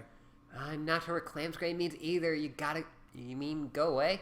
Holy mother glubbin' mackerel, you are a fucking idiot. Well, if you're not gonna go, maybe you can at least tell me something. What? This is the afterlife, isn't it? Which means I'm dead, right? Next. Well, yeah, that's a dream double. You're probably a ghost. I knew it. Yes. You're excited to be dead? Excited? Now that you mention it, yes, I am pretty flippin' excited. Why? Because it means my plan worked. Next. What plan? Why would I tell a hornless dork like you something like that? I don't know. Just curious about your spooky ghost plan is all. I'm curious about why a couple of freaks like you were sent to welcome me to hell. What are you, demons or something? Pretty lame demons, if you ask me. Way too friendly and stupid. No, we're humans. By which I mean aliens, I guess. So, like, you're dead aliens, huh? Whoever heard of an alien ghost? I know, right? That's why I think sometimes. Stuff is all about... it's a strange combination of sci-fi things, like alien stuff is all about science, right? At least it is in the movies. Aliens love science, but then ghosts have nothing to do with science. They belong to the supernatural realm, which has more to do with religion, I guess. At least a lot of hocus pocus and superstition, maybe even magic.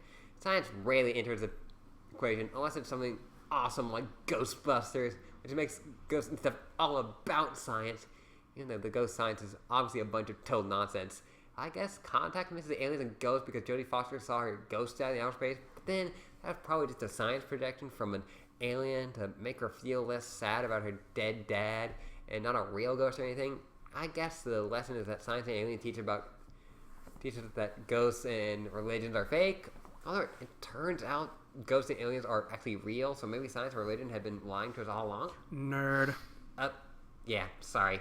So the girl. She like a mate spread or whatever? What? No, I don't even know her. I just kind of thought you knew I thought you knew who she was. Don't know who she is, but I know what she is. She's done. Huh? Ever do any baking, nerd? Yeah, a little.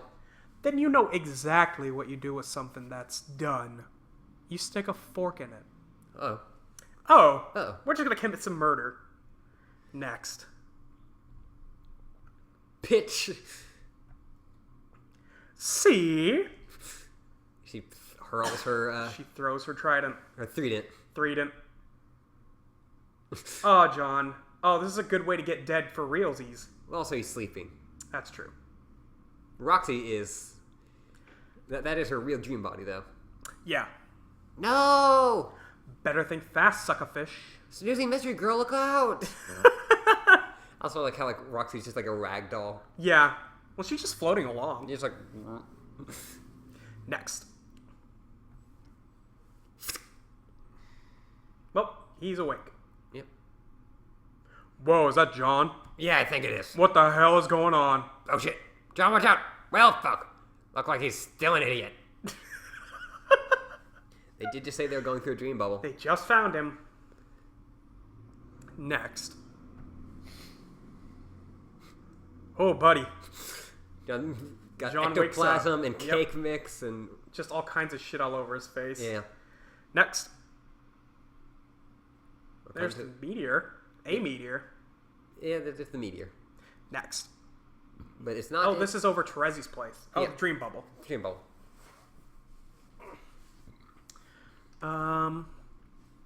Yeah, it's just Terezi's place. Next. And Teresa's at the top. Is that Terezi?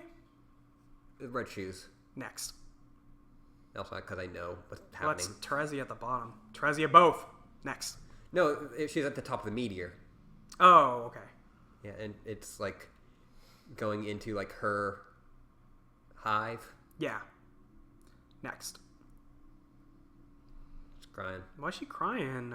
Or Next. maybe not crying. Oh, bleeding, maybe. Yeah. She's getting trolled by Vriska. Next.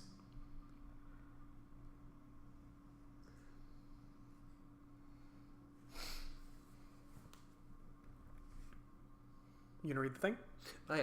A rectum could begin trolling. Gallows Calibrator. Man, fuck this. It's a real pain in the ass typing out long, victorious laughs with only one hand, you know? Gonna have to patch this thing up somehow. Maybe I'll pay a visit to my neighbor a little later. Getting my arm fixed nearly ought to be worth enduring the stench. Oh yeah, sick burn from out of nowhere. Take that, Sahak. Neighbor. I can't believe I only thought of that now. Piece of shit. I bet he'll get a kick out of that. I bet you even know... Hang on, I fucked that one up good. Neighbor. I can't believe I only thought of that now. I bet he'll get a kick out of that. I bet you even more he won't laugh, though. What a boring piece of shit. I know you would think it's funny, though, right, Terezi? Man, I sure am glad this little feud of ours is basically over. We're totally even. Now we can just go back to being friends, and things will be great. You won't believe this, but it's only occurred to me now that you won't even be able to read this. Even if you do somehow manage to stumble back to your hive, you're blind now. Whoops. It would be a real shame if we couldn't bury the hatchet and be great friends again because of a stupid bullshit reason like that. Christ. Yeah. Next. God.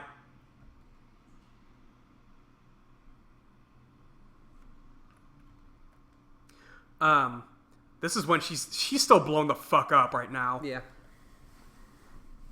And this is a memory. Yeah.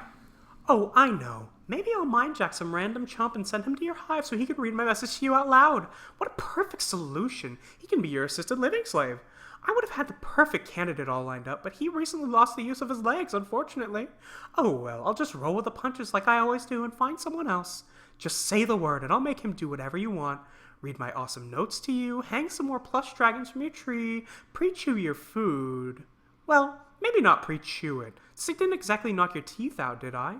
Maybe more like pre-look at your food to make sure there are bugs in it. See, isn't it great when we're helping each other out instead of maiming each other repeatedly? This is how it should be between Scorch sisters.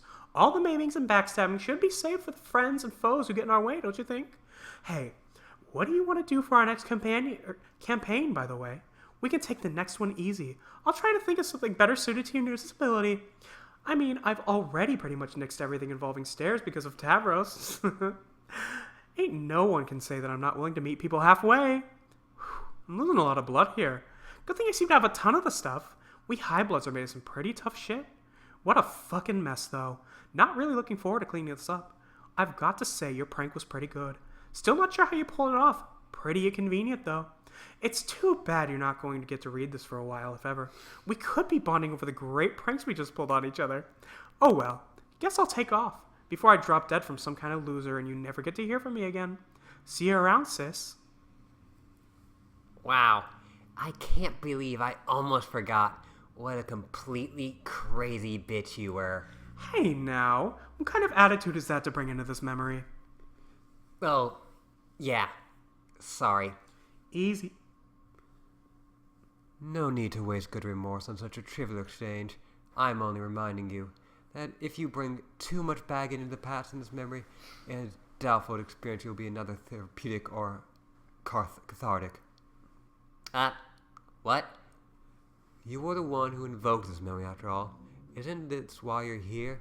It's not that you've been hoping for and fretting you may find since your journey began. A chance to say you're sorry. Riska, you sound really different. What happened to you out here? Sorry for the ruse, though it isn't as far from the truth as I possibly could. I'm not who you think I am. Huh? I, of course, needed to visit you through a memory, and interestingly, this is the one you gave me. No ill will or upsetting hijinks were intended. Who are you? Huh. I was like, I had to stop Molly. Yeah. Next. Oh. We're switching to the other troll. Yeah, the other. Arania. Oh. Okay. And I'm your friend's ancestor. In fact, I'm yours too, in a way. Really? Yes, though not quite how you're picturing. She had an ancestor whom she is aware of. Technically, that is who I am. Though it is to say, she is who I would have become on your world, had arrived in her place. Alas, I did not. She was a figure in your history who preceded you by thousands of solar sweeps, whereas I preceded your entire civilization by billions. I don't get it. Great. Okay, so her name's Aurania. Yeah. When I showed, when those two showed up, even before we knew their names, I showed Luke a shipping picture I already had. Oh, great. And he's like, you can't ship them. You don't know their names. You just met them. Great. Next. Rania talks a lot, so I gave her a very simple voice. Fair. She's like somewhere between Kanaya and Vriska. Yeah. If I don't know if you want to take over because she has a lot. I mean, I can do that. It's fine. Okay. I have to go to the bathroom too soon. Okay, should we just pause for a second here? Sure. We can just cut this. Yeah. What do you think? I also I forgot that we're streaming this. Yeah, we're definitely streaming this. Yeah, I don't have the chat open anymore because my phone ran out of battery. Yeah, I guess we could have looked at any time over the last few hours. Sorry. Yeah, we didn't get too much, so it's not too bad. But thank you. My Dave voice is perfect. You're right. Hello. Hi. Yeah, no, I didn't forget, but I wasn't We got lost in the moment. fucking into it. Well, I mean, when Dave and Carcass are arguing like that. Yeah, like, how can you think about anything else? except that? Should we do this conversation and then just stop? Does that work? Yeah, we can do that. Do you want to just run to the bathroom real quick? Oh, no, we can do this. Okay, you sure? Yeah. All right, cool. Oh, hey! Okay, I didn't realize. Oh, okay. Okay. Let's... Cool. Cool. But you kind of got a bit of my Yeah. Arania. That's okay. There's plenty of time to sort it all out. I've been keeping an eye on you for quite a while. Your whole planet, actually. It was very interesting this time around, to say the least. It even had a different name, Alternia. How heavy-handed can you get? The man responsible was a bit of a wise guy. He rewrote everything. He had a knack for overzealous storytelling, which is a harmless enough habit usually. I'm guilty of it myself sometimes. But it's not so harmless when the perpetrator is omniscient and omnipotent. Omniscient? You mean Mr. Milkshakes? That's right. But he's dead now and his story is over. The book on our universe is closed, both for my instance and yours. This being the case, I thought it was the right time to introduce myself. The combined work of my group and yours is unfinished, and the outcome has not been assured. The true ultimate reward has yet to be achieved. No safe haven has been created that is free from the devastation caused by Mr. Milkshake's grand deception. Our race still teeters on extinction. The members of your party and one noteworthy figure are the sole survivors.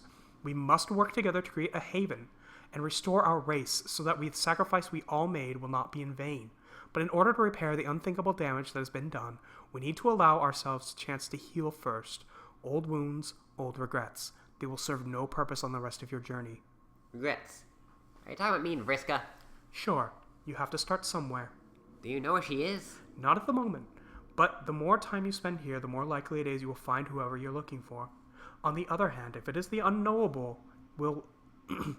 if it is the unknowable will of the gods, you may dance around each other indefinitely as you pass through this space. It's hard to say. Oh. Okay, then. I'm not sure whether to be relieved or frustrated by that. Well, if she had been dwelling in this bubble like you thought, what would you say to her? Surely you would not have just argued about the past. No. I still don't know what I would say to her. Then what would you say to me? Yeah, so these are the versions of the trolls that happened before the scratch on their planet. Yeah. Okay. Because, yeah, remember, like, they had this peaceful race. Right. Yeah. Next. Oh, okay. So this is the kid. This is not the ancestor. No. This is Vriska, alternate Vriska. Well, so, you know how, like, the kid switched around? Yes. It's the same thing with this. Okay, so this is Mind Fang This is Mind Fang is, like... as the kid who played the game. Yeah. Okay. Okay, great. Weird. Yeah. And so then they switched around, and so like all those like ancestors we heard of, they have alternate versions. Right. And so that's why, hey, it's Alternia. It's the Yeah. alternate version of Troll Planet. Yep. Okay. Yeah. I would ask, even though she did some bad things and was totally impossible most of the time, I would say, even though she did some bad things and was totally impossible most of the time, I wish she wasn't dead. Is it weird to miss somebody who did something, did nothing but cause problems? No, I can empathize. She was a serious troublemaker in your party. Many player groups have to deal with those. I feel as though we had one of the worst cases in our party, but when all was said was done, she was still our friend. I keep wondering if there was another way, something other than letting her go or killing her. I try to remember what I saw when I looked at the vortices of possibilities. I just can't remember anything besides those options. If those other choices would have resulted in death for everyone. What?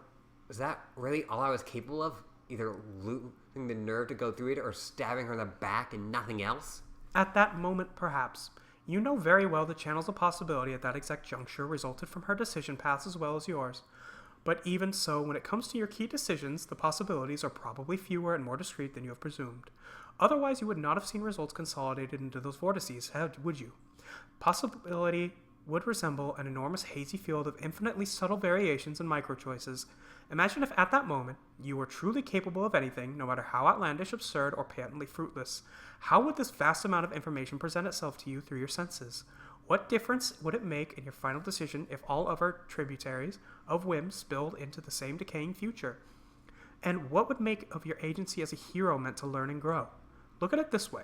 Imagine that over the course of someone's life, they are truly capable of every conceivable action at any moment, and did indeed take each of those actions in a different branching realities. Doesn't a scenario like that deaden a person's agency just as much as one where their fate is decidedly etched into stone, as such a single path of unavoidable decisions? Who exactly is that person? Who can and does take all conceivable actions, other than someone perfectly generic, who only appears to have unique predilections and motives when you examine the arbitrary path they happen to occupy? I don't know. Pardon the esoteric tangent. Those are my instincts as a hero of light kicking in. It's hard for us to resist prattling about matters like this. Oh God, like Rose. Yeah, she never shuts up about it. No offense. You may seek to understand your decisions and look for justice in their consequences. You may wonder why honorable choices from the innocent are punished by a banishment to a timeline in which everyone dies and all is gradually dissolved. It helps to understand your role, not just as a hero who must overcome, but as a single capillary within a much larger bioexistential system. Think of it like a circulatory system, where the veins and capillaries that do not help the overall flow of blood through the system are likely to wither and die. Those are doomed offshoots. Reality itself is using you and many others to propagate its own existence. Strictly speaking, there is only one path to its successful propagation, but it still permits you to make choices. Not all that are conceivable, but some nevertheless, as dictated by who you are and the challenges you face. And you are free to make key decisions however you like, as long as you understand that some of those paths, unfairly or not, will lead to oblivion, because these choices do not contribute constructively to the perpetuation of all existence, including your own. Such is the burden assumed by anyone who plays this game. So, what Arania is saying here is the fact that when you are, like, when you play the game, like, and like, she's talking about choice here and Destiny. Yeah. So that's been a big thing, and a lot of people are struggling with, oh, if I can only do this one thing. Right. They're like, what, like, you know, what choice do I have? Like, what, like, you know, we're just following this big script. Right. She's looking at it more like, well, if you're a person who could do conceivably everything, Yeah. That's fucking boring. that's boring. Like, you don't have, like, you don't actually, you're not anyone. Yeah, you don't have any... You have no personality. You can do everything. It doesn't matter. Yeah. Like, that's the thing. But, like, Vriska, for instance, choosing to, like, you know, do all of her stuff where she set up Bec Noir, that's her personality.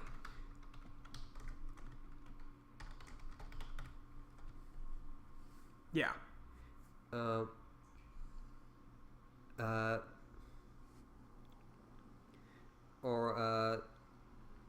know, like, or like when Terezi had to kill Vriska. Right. That was, Terezi was, that's Terezi. Yeah, that is a Terezi choice. Yes. Yeah. Yeah.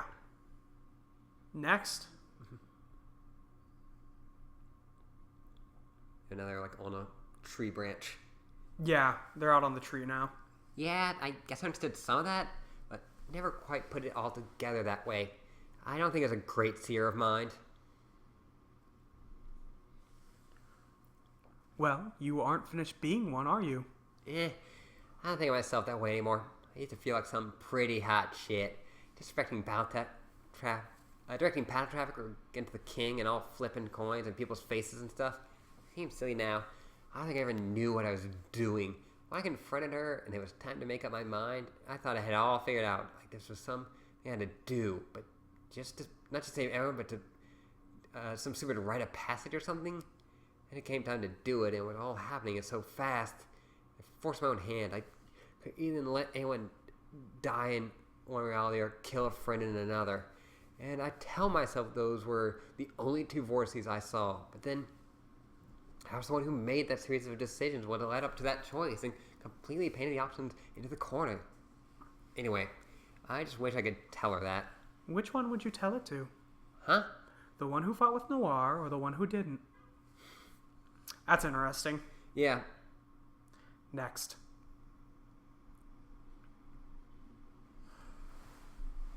Oh, I guess either. I was thinking more about the one whose death I'm actually responsible for. Well, this could either be my experience as an agent ghost talking or the perspective I am naturally given to as a light player, but aren't you equally responsible for both? I guess.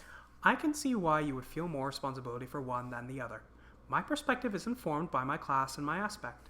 It was to my advantage as a healer to see things a little differently, to find equanimity across many different outcomes. Oh? There's more to the realization of our roles than gaining flashing powers, and there's more to healing and repairing battle damage. You killed a friend and you understandably feel regret, but it's done. She is gone and you are still here. Now what? Yeah, she's just like... this is, one Terezi's gun, like the kind of control thing that we've seen all the trolls kind of encounter, except for Gamzee, because Gamzee's crazy. Which is, I killed someone, which is what we're supposed to do, but I don't feel good about it. Yeah, but why isn't this, okay? Yeah. And also, Irania's just going, okay, you killed her. Now what? Now what? Now what? Now you're alive, and you gotta move on. Yeah, now you have to make it up to yourself somehow. Yeah. Next. People really hate Irania. People hate Irania? Yeah. Is it just because she's alternate universe Vriska? Well, also she talks a lot. Yeah, whatever. Well, also there's other reason, but we'll get to those. Okay, great.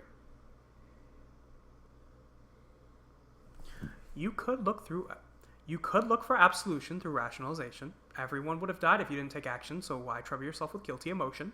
But there's no real healing power in believing that, and I don't think that's what you wanted to tell yourself anyway, is it? Not really. Or what about through renunciation of responsibility? If you were just a tool used by reality to perpetuate itself, where's the blame? But that would be another empty idea that has no power to heal. Yeah, I've tried to rationalize stuff that way. Doesn't really help.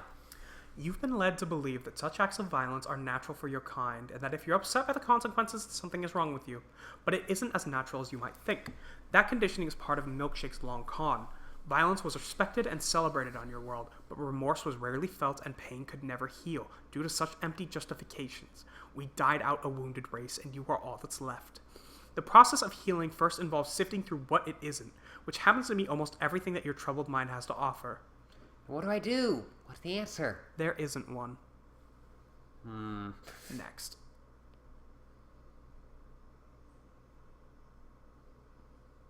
It takes time and is only accelerated by looking at things honestly. This is what I did as a sylph of light, helped people see things. I could even perform the feat literally if you wanted.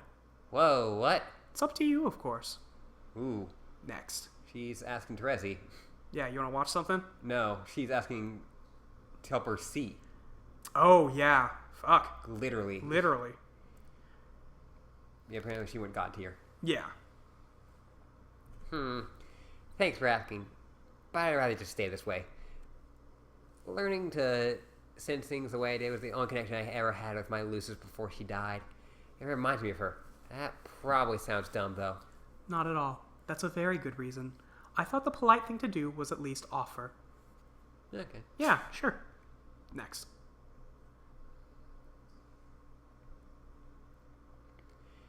It's cool that you want to help me out and all, but I still don't really know anything about you. then you seem like some sort of much nicer Vriska? Where are you from again? Alternia before Vanilla Milkshake named it that? Yes, but in a different universe instance, I often refer to as A1. The shorthand helps avoid confusion, trust me. My group of 12 played the game but failed. It overwhelmed us, a lot went wrong, the Reckoning destroyed our battlefield well before we had any chance of winning. I sought advice from Echidna, and she told me how to scratch the session to give us another chance. But the chance to do so came with accepting the annihilation of our existing forms. In the new instance, we would lead completely different lives with no memory of what happened. So we did, and we created A2. Your instance, your world, and your game in which we were all inexplicably created in the first place. As I said, the time around the world was interesting. That's when trolls became terrible? Not all of you. Some had lessons from the old world to teach others, but few ever heard them. So, in your time, everyone was as nice as you? Not exactly, but life was pretty mild and uneventful. Not even sure it was especially nice by our standards. Mostly kind of boring. Nobody from my party liked me a whole lot. I think I talked too much and had a habit of bringing up conversations back around to myself. Not that it matters anymore, but it was not the best way to make friends. You really are like a nice Vriska. I don't know. I had a friend to her and she did almost nothing but talk about herself. I'm pretty sure you and I would have been good friends too. Thanks. Goes to show, just because your race is peaceful doesn't mean you don't have problems. I used to fantasize about being someone really outgoing and dramatic.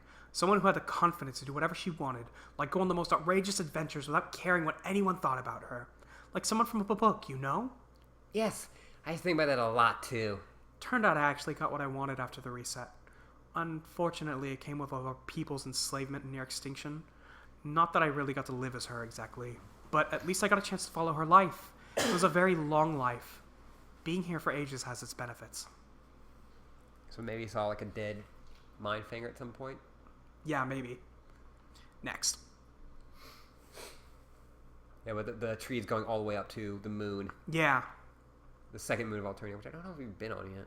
I don't know. Have we been on the green one? Yeah, Was that where the where the felt thing happened. happened? Yeah, okay. Yeah. Exactly how long have we been living in dream bubbles? Or I mean, not living. It has been a very long time. So long, time has been stripped of meaning it never really had in the first place. It doesn't really pass in the same way it does when you're alive. Concepts like how, like now, and how long are figures of speech used to make communication simpler. I've quit trying to give expression to the elusive temporal properties of this place. It's easier staying conversational. But I will say that being here for so long lends itself to a certain detachment from what you see. Otherwise, monitoring the atrocities stemming from our failure wouldn't be so much fun. Do you miss your world as much as I do? Yes, sometimes. But missing it usually invites memories of home to serve as the stage. Not that it's a substitute for the previous reality, but the reminders of home are everywhere. What about your friends? I guess you still get to hang out with them all? Yeah, I see them often enough, except for one whom I haven't seen at all since before we all died. In fact, she's the only reason we're here in the first place, as opposed to merely ceasing to exist upon the scratch. In life, she was the only one I would have called a close friend in a way. The thing is, nobody liked her much either. We had that in common. Wow, it's been that long since you saw her? Remember how I said the gods could keep you dancing around someone you were looking for indefinitely? Yeah, but billions of sweeps? Well, billions, yes, in a manner of speaking. Is she by any chance the troublemaker you're talking about? That's right. In fact, we're on our way to visit her now. Oh, that's where this branch is taking us? Notice the moon up there, and not the larger green interloper. That one never belonged to my world. It is your memory, not mine. Yeah, that cute little bubblegum moon. That's where she is? It's the setting of the memory she entered. From her perspective, she just arrived there. Your friends should be joining us too, before your meteor clears the bubble. Maybe together we can bring the Thief of Life up to speed. Thief of Life. Next. It's all in a dream bubble. Yep. Next. Yep. Yep. Zooming out of it. Next. And we can see There's Jack or Beck. Beck. Yep. Next. Having a fight. Yep. Next. Oh boy. Yeah, You got the there's- health bars and everything. Yeah. Next. He just looks Fucking very locked. scared. Yeah. Next. Yeah, and PM's acting very scary. Yeah, PM's not fucking around. Next. Fuck yeah. Oop. Like we Green can see sun. through her, like the green sun. Yep. Next. We're zooming in on that. Next. We're seeing the Zooming green sun. in. Yep. Next. And it's all on. Lord English's staff. Yep. Next. Oh, he hit Miss Paint. Or through her. Yeah. Kane. Next. That's gotta be Kane. Oh. It's Kane! Oh shit. Oh, fuck. Next. How can he be here already? Why did I not see this coming? Hussey scared. Well, I mean, if Andrew Hussey didn't see something coming. Yep. Next. Dude is always already here. When it comes to being here, already is practically all he ever is. Okay, time to stop bowing and think imagination. Ugh, the one time I really need you. I'm not slick. Next.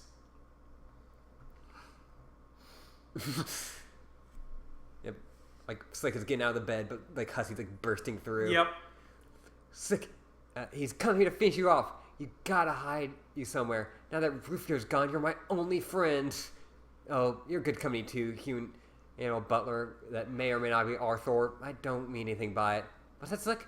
Oh yeah, Miss Paint too, of course. That's a little different. Hey, what do you mean? So, what's her story? Is she available? No, she's not available. And just what do you think? And what do you mean by that? No, she will not be available soon either. God.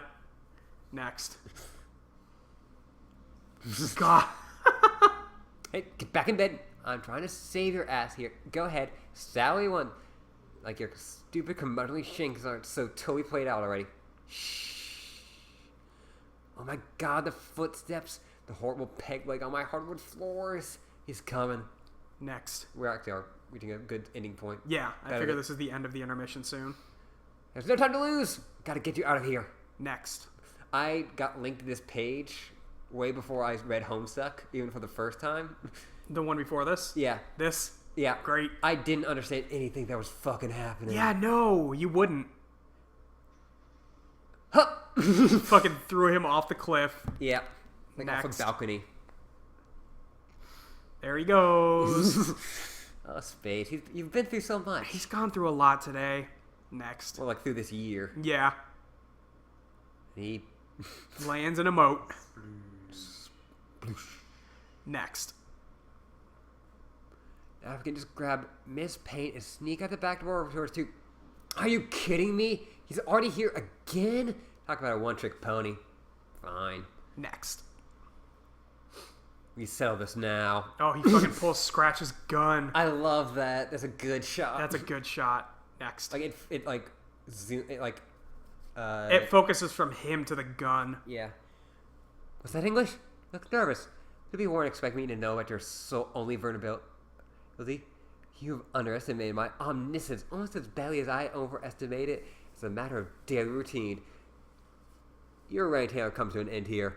On this balcony overlooking enchanted cliffscape host to gorgeous stallions. How ironic that your very demise would be in the proximity of some horses. What? You don't follow that? Just think it over. Think it over. Okay. Next. While you die! Shit! Oh shit! Fuck! I forgot! What kind of fucking idiot keeps his duly white magnum loaded with only one tiny cue ball? God damn you, Scratch! Ah, the gun won't fire. The Next. gun's empty.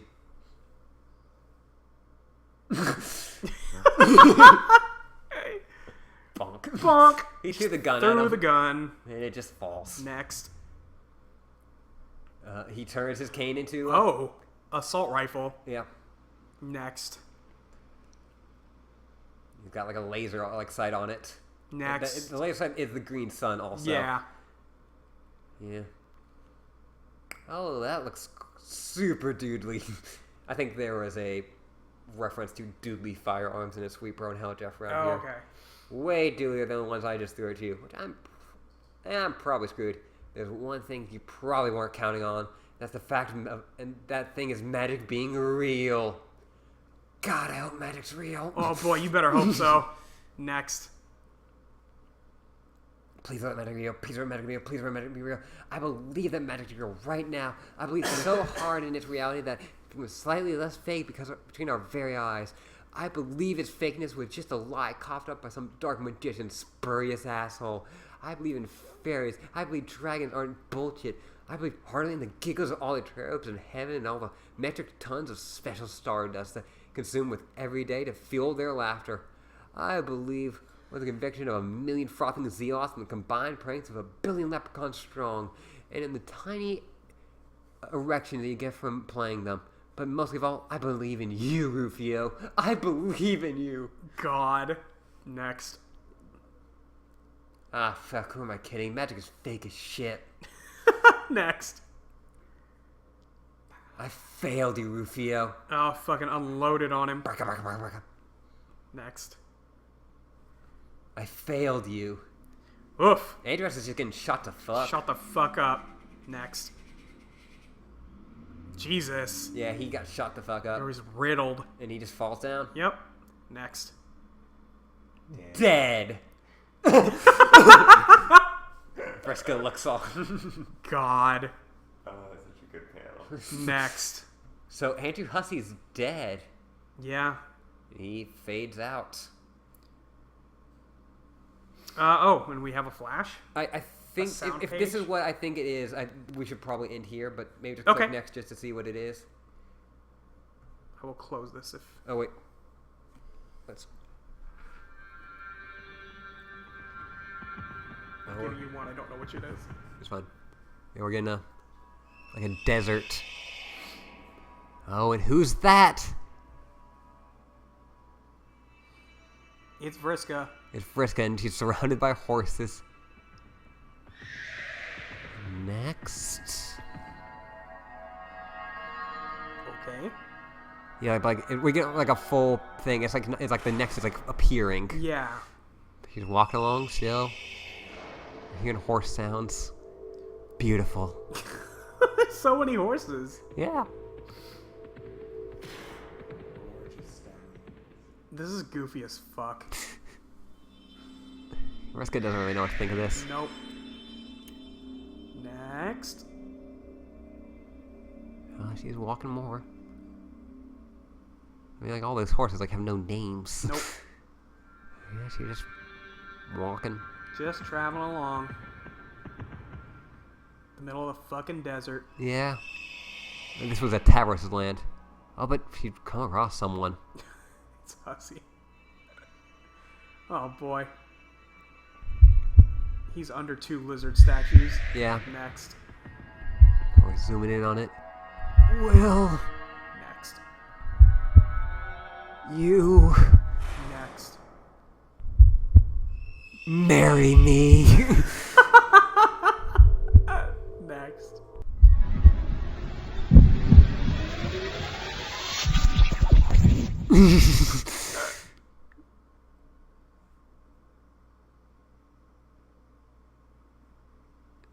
Next.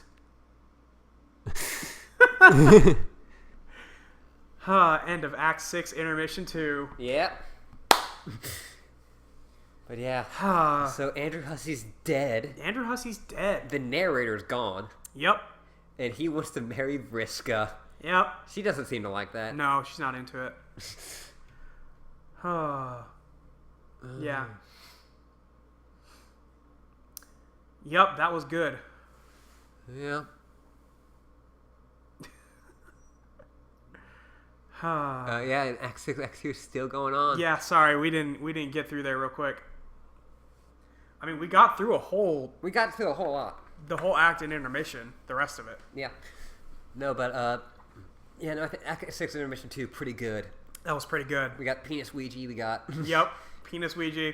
We got Ghostbusters 2, the MMO. Yeah. Um, And we got a lot of talk from... we met 2 new trolls, Mina Yeah. and Arania. We got Yeah. a lot of talk from her about like kind of just the nature of choice and destiny and stuff. yeah. And we finally we saw Andrew Hussey in his mansion. Get offed. Get offed. But yeah, if Andrew Hussey isn't around anymore to tell the story, who will? Yeah. Who will? Dun dun dun. Who's riding Homestuck? Who's riding Homestuck? Yeah, but I think that's going to be it for us. Yep, that's it for us for today. I'm going to stop the podcast recording now. Okay. Bye. This is Totally Spies After Dark. Oh, no, wait. Let It's me not try- Totally Spies, Let me try about Ashley. Homestuck After Dark. Okay, we're stopping it there. Okay. Great. Boom. We're saving this project. This is 15 part 3. You could just slam that audio up. Boom. Crushed it. Huh. Sorry for wearing headphones. Yeah, I know. Only 6.5 hours. God, we did do that for that long, didn't we? No, we did. Fucking A. Nice job, ladies. Hmm? Nice job, ladies. Yeah, we did very good. Uh-huh. We should get dinner soon. We We should should. do birthday dinner. Yeah, It's my it's my birthday. fucking birthday. And I was like, you know what we should do on my birthday is read a bunch of Homestuck. You love it. I do love it. I can't even front. Yeah, like don't. I'm not gonna. I need to bookmark this page. And so yeah, this is just the ultimate, like, of the joke of Andrew Hussey being in love with Right. Vriska. Yeah. That's what I figured we were going with once I saw him. We could close that. I do love, like, so we're gonna get to see more Vriska. She's not gone. Yeah, I like that. A lot of people did not. Oh, no shit, huh? Yeah. People did not like what? Vriska coming back. Oh yeah, no. People were very, very upset. Like, oh god, she's gonna still be a character. I'm like, yeah. I mean, yes, the Dream Bubbles pretty much confirmed that from the beginning. Yeah, like, no. Like, well, also, Like, she'll show up. a lot of people were very mad with the Dream Bubbles, like, because, like, oh, that means death doesn't matter anymore. Right, you were telling me about that, which is ridiculous. Well, but, yeah, because Did I talk to you or Luke about this? Luke is very adamant about this, so Yeah. maybe it was Luke, or maybe I just parodied Luke's Maybe stuff. both. Yeah. I mean, I've always hated it because, death literally doesn't matter anymore. I mean, it kind of does because you don't get to participate anymore. Yeah. You don't get to do any of the fighting. Yeah, You just exist. To participate in what? The continued fight for existence? I guess. They're just living memories. Yeah, but what is even existence? What? Playing a That's a game good question. Playing a game to perpetuate other universes. The Homestuck existence is very strange. If we ask what, like, the point of reality is at some point, Not even reality, just Homestuck reality. No, I know. That's what I'm saying. Like, if we have to ask, like, what's the point of the afterlife? What's the point of reality in the first place? I mean, fucking who cares about the whole damn thing?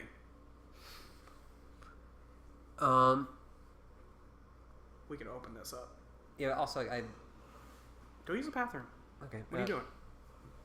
Yeah, but, like, the thing Luke kept telling me is, like, well, there's like, people believe in the afterlife. Yeah, That's there's the an thing. actual afterlife. Yeah, fuck yeah. Double chat. Boom. That was pretty good. That was really good. Yeah, we met, like, a new character. We met several new characters. Yeah, we got a couple new characters today. I perfected the Dirk voice. Heck yeah, you did.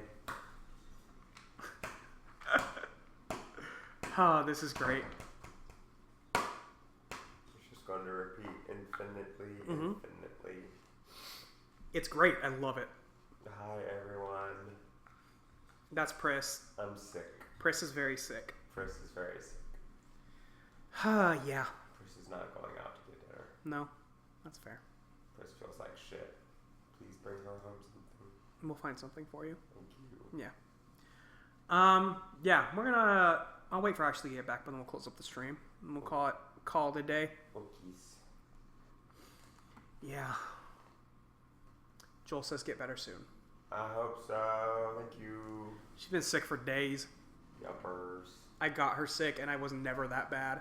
No, we were never even close to this bad. No. Your boss probably wasn't even this bad. Yeah, he didn't seem like it. God damn it. You need to get better. I would like Get to. good and get better. I would like to.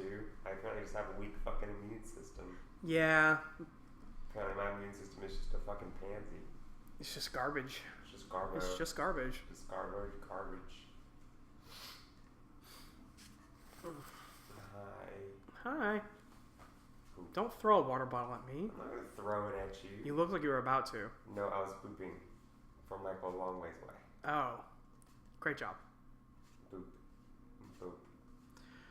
Huh, yeah, she does have to get better at getting good. It's true. Yes, very badly. A boop. Have you heard back from where y'all are going to eat? I have no idea where we're going to eat.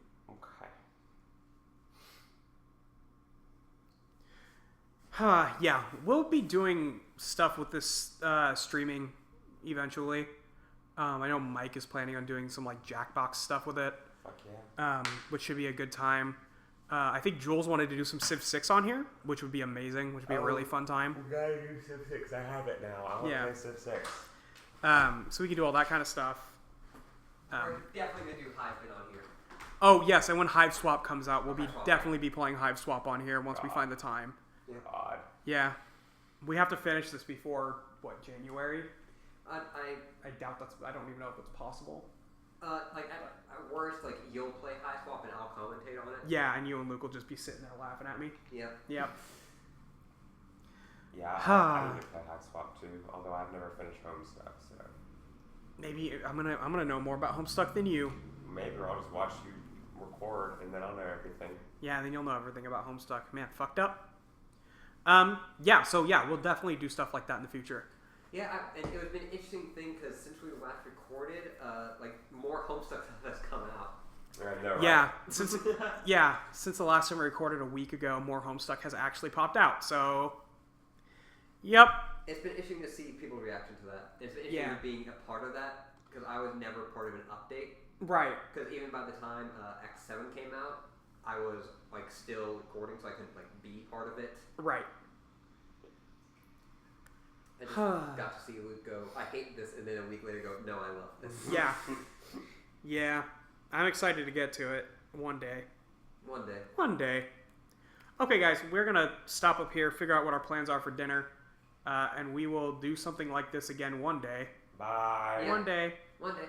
Bye. Bye. Bye. Love you all. I'm waiting to know one. Yep.